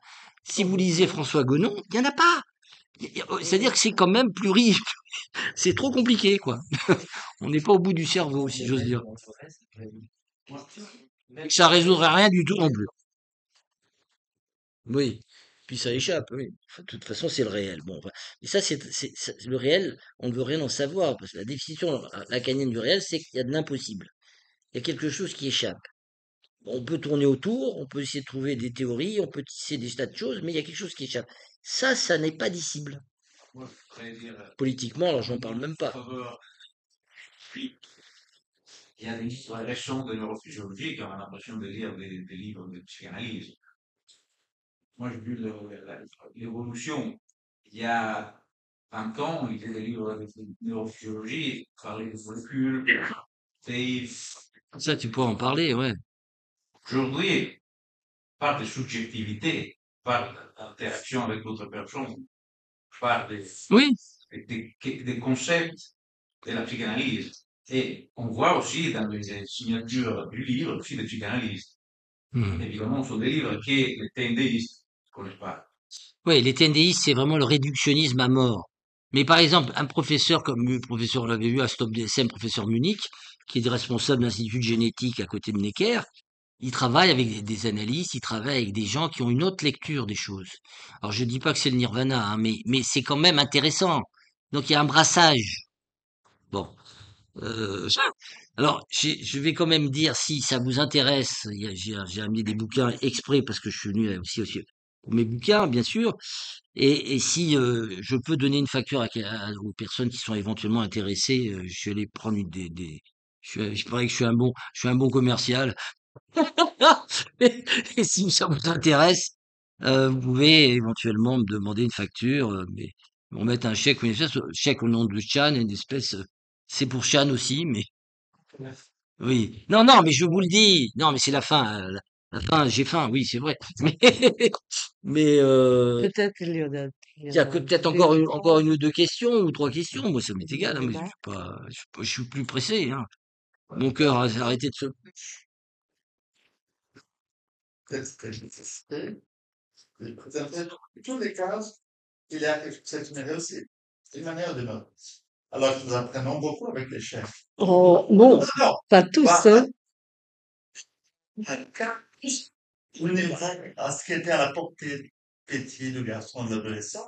Il y a quelque chose qui va dans une certaine amélioration. Moi, je n'ai pas trouvé un exemple. Mais c'est peut-être une nécessité parce que la psychanalyse est attaquée. Pourquoi? Parce que justement, elle Alors, il y a n'arrive ça. pas à démontrer par la scientificité son efficacité. Peut-être il y a une nécessité, je me suis demandé, de montrer comment ce travail près de l'enfant, de la famille, des instances qui sont autour et qui s'occupent de l'enfant, il avait nécessité quand même de montrer son efficacité. Bah, Je suis non, pas tout je à fait suis d'accord. pas tout à fait d'accord, parce que non, Vous n'allez pas me mettre d'accord. Je voulais que je me faire trait d'union, mais non, mais C'est pas ça dépend, ça dépend non. par quel biais tu prends les choses.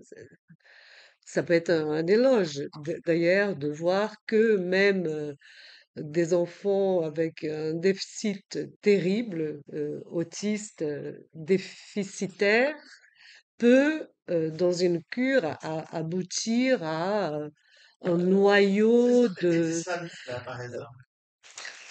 On voit que ça vient de très loin, qu'il n'a aucune adresse, qu'il y a des stéréotypes.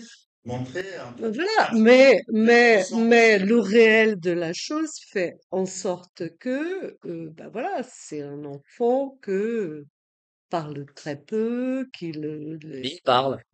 Ben oui, mais il parle, oui, Non, mais dans quel... mais c'est-à-dire, ça dépend par où on prend la réussite.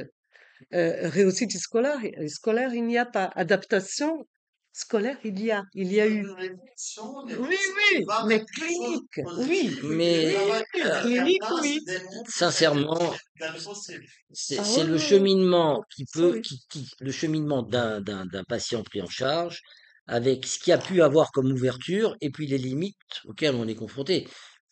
Dans le bouquin, Voilà, il y a beaucoup ouais. ça, hein. Mais Il y a pardonnez, quelques je cas de vais dire réussite, mais quelque chose c'est pas, de non, mais il très y a beaucoup ça. important tout à l'heure en parlant, par exemple, de ce garçon dont il dit qu'il avait un certain don.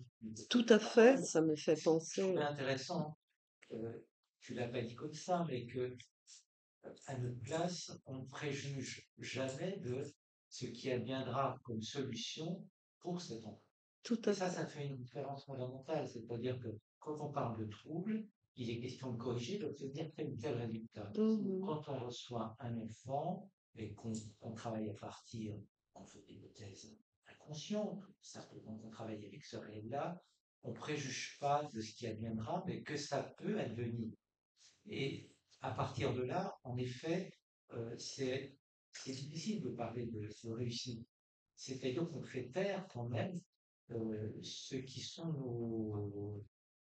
nos hypothèses imaginaires, nos désirs imaginaires pour tel enfant. C'est-à-dire qu'on essaye au maximum de les faire taire du côté de l'imaginaire. Mais que ce qu'on souhaite voir advenir, c'est quelque chose de ce sujet-là, dans un contexte qui est le sien, Tout à fait. avec son corps, avec ce qui l'entoure, et que Avec son on fait histoire. l'hypothèse qu'il en sait quelque chose. Nous, on restera toujours un peu sur notre fin. Et c'est ça qui fait la différence. Oui, oui. Mais Vraiment pas. le Et trouble, donc, c'est, ça, c'est quand même ouais. qui mentionne Alors, peut-être dire, fondamentalement ouais. l'effet Mm. clinique du diagnostic. J'en parle un peu, mais l'effet clinique diagnostic. Euh, à Juvisy, je reçois une famille, ils sont deux enfants et des parents, viennent me voir. Ils ont fait le maximum pour monter un dossier social et ils partent le matin, le soir ils rentrent.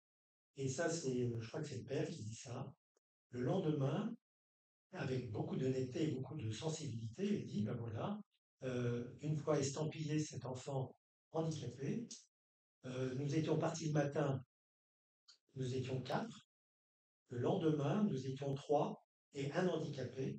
Et tout ce que disait l'enfant après était mis sous le vocable handicapé. C'est-à-dire que l'activité de création d'un enfant, même dans sa difficulté, même dans sa Mhm. trisomie, même dans ses difficultés, était mise sous le chef du handicap et du coup dévalorisée, plus du tout à entendre, parce que c'est comme si on avait résumé un être humain à ce vocable de diagnostic. Je dis ça pour beaucoup de jeunes gens qui se lancent dans cette affaire. S'il y a eu une telle bataille pour ne pas appliquer le diagnostic immédiatement, comme je disais, sur les enfants, c'est qu'il y a cet effet immédiat du signifiant, à savoir qu'on peut parfaitement tomber. Heureusement, cette famille a rectifié le tir parce que était tombée dans une équipe qui remettait en cause cette manière de procéder, mais le nombre de parents qui se lancent dans cette affaire avec un diagnostic d'handicapé et qui, après, mettent toutes les créations de l'enfant sur le vocable du genre, de toute façon, pourquoi prêter attention puisque ce sont les propos d'un handicapé avec ce quelque chose de dramatique et cadavérisant qui fait que la créativité n'est plus de son côté. C'est pour dire à quel point tout cela est absolument important à réactiver, même si aujourd'hui, il y a la volonté de diagnostiquer, de porter le diagnostic. Alors, bien entendu, entre nous, c'est important d'avoir un diagnostic, mais de là à l'infliger à des parents pour dire, ben voilà, c'est figé, ça a des conséquences psychopathologiques, psychologiques, dramatiques dans les familles. Il y a une responsabilité, oui, pardon. Il y a plein de façons d'aborder cette question du diagnostic, de l'évaluation. Et en même temps, ça devient une carte d'identité Oui. sans laquelle l'enfant peut ne pas Pour la avoir droit MDPH, bien sûr. à la prise en compte de sa particularité à l'école, sans laquelle, c'est-à-dire ça a des conséquences C'est une carte forcée. considérables Tout à fait. aujourd'hui de faire sans. Oui, on peut pas faire ça. Non, mais C'est bien pour ça que, Oui. actuellement, quand on Mhm. dit, comme Louis dit, Mhm. qu'il y a une version politique de l'affaire, à savoir qu'il y a une emprise administrative du Oui. diagnostic Oui. qui oblige et Absolument. qui oriente toute une économie vers la Absolument. Oui. Oui. reconnaissance qui fait que clinique et économie sont intimement liées. Mais on est obligé de faire des renouvellements. Par exemple, moi, je raconte le cas d'un patient comme ça. Moi, j'ai renouvelé son certificat MDPH parce que il avait et parce qu'il y avait aussi des problèmes d'apprentissage, etc. Je l'ai fait. Mais ça, donc c'est une nécessité. Il faut faire avec. Il y a une responsabilité en dernier. On n'en parle pas assez. Il y a une responsabilité des psychiatres et des psychanalystes et surtout des psychiatres à avoir accepté une telle dérive de la clinique qui a vraiment fait de la psychopathologie un produit réduit à néant. Parce que ça a été la bataille des DSM et tout ça qui a amené la notion de trouble. Avec la traduction en anglais, de l'anglais en français, ça fait déjà un écart. Mais comme disait Fabrice, bah, évidemment, trouble, c'est pas le symptôme. Et puis ce qui est extraordinaire, c'est cette psychiatrisation et cette normativation généralisée. Et voilà, alors, les enfants sont jugés sur des critères avec des comportements qui sont pas adaptés, il y a telle et telle case, etc. Ce qui fait que même le praticien qui utilise ces grilles et on les enseigne à la fac, à l'université, plutôt que d'avoir une lecture plus large, il coche ses grilles, il n'entend même plus ce qui se dit, puisqu'il remplit voilà. Vous voyez, donc, tout ça est très compliqué. Moi, je trouve que là, il y a une responsabilité des psychiatres qui est considérable, parce que les psychiatres eux-mêmes sont produits parce que la société elle-même sécrète, à savoir une espèce de systématisation, une simplification et une façon de réifier des choses qui devraient rester dans leur complexité et dans leur mystère, et donc on gomme le réel, et c'est ça qui donne cette affaire-là. Or, c'est vraiment un effet de comment dire, je dirais que le néolibéralisme, je parle depuis les années Thatcher, etc., mais ça a été considérable parce que nous sommes des produits de consommation. Et l'enfant est un produit de consommation. Nous, chacun d'entre nous. Alors, je parle pas de des questions de liberté des pays communistes. Tout même les pays communistes sont devenus, ou les pays où il y avait un autre régime politique, sont totalement pris là-dedans. Et c'est parfois encore plus féroce, parce qu'il n'y a pas la question de la liberté, et c'est parfois encore plus féroce parce que le déterminisme neurologique, comme pavlovien par exemple dans les écoles russes, enfin, c'est complètement fou, quoi. Hein. Donc voilà, c'est très compliqué. Donc les démocraties, moi je le mets dans un cadre plus large, il y a quelque chose qui ronge et qui amène du côté des identités totalitaires à tous les niveaux, y compris dans le diagnostic. Et cependant, que si on ne joue pas le jeu, on sait qu'on va aller du côté de ne pas rendre service à la famille, qui a besoin d'une allocation, qui a besoin d'un dossier MDPH. Voilà, mais surtout, il faut rester critique. Le pire, la peste, c'est vraiment le DSM, qui est un produit du marché.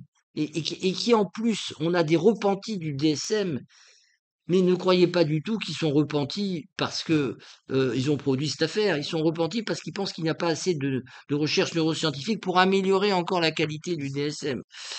Bon, enfin bon, tout ça est très sympathique. En tout cas, moi, je vais peut-être pas. En tout cas, merci de l'avoir accueilli, merci d'être venu, merci à la direction générale, enfin, Monsieur Catou, Madame Restellini qui est même venue ce soir. Qu'est-ce que t'es venu faire? Et puis, je vais pas, voilà. Et donc, je continue à dire que quand je parle de la psy, alors ça, je peux vous le dire, j'en ai toujours parlé de manière positive, même si j'ai dit que les dernières années, il y avait eu des difficultés. Dans le livre, je pense que ça aurait été plus intelligent de ma part de dire que ce qui a déclenché l'affaire, puis parce qu'après c'était aussi les nécessités dans la direction avec les prérogatives, etc., c'est quand même l'attaque du Tendir et surtout la discrimination, parce que je ne sais pas si vous vous rappelez de ça, mais quand même, les psychologues avaient le droit sur le site de la psy à être des professions privilégiées, qui n'avaient pas vraiment beaucoup de comptes à rendre, enfin, et alors que tout ça, ce sont des négociations avec des gens bac plus 5, les orthophonistes n'ont toujours pas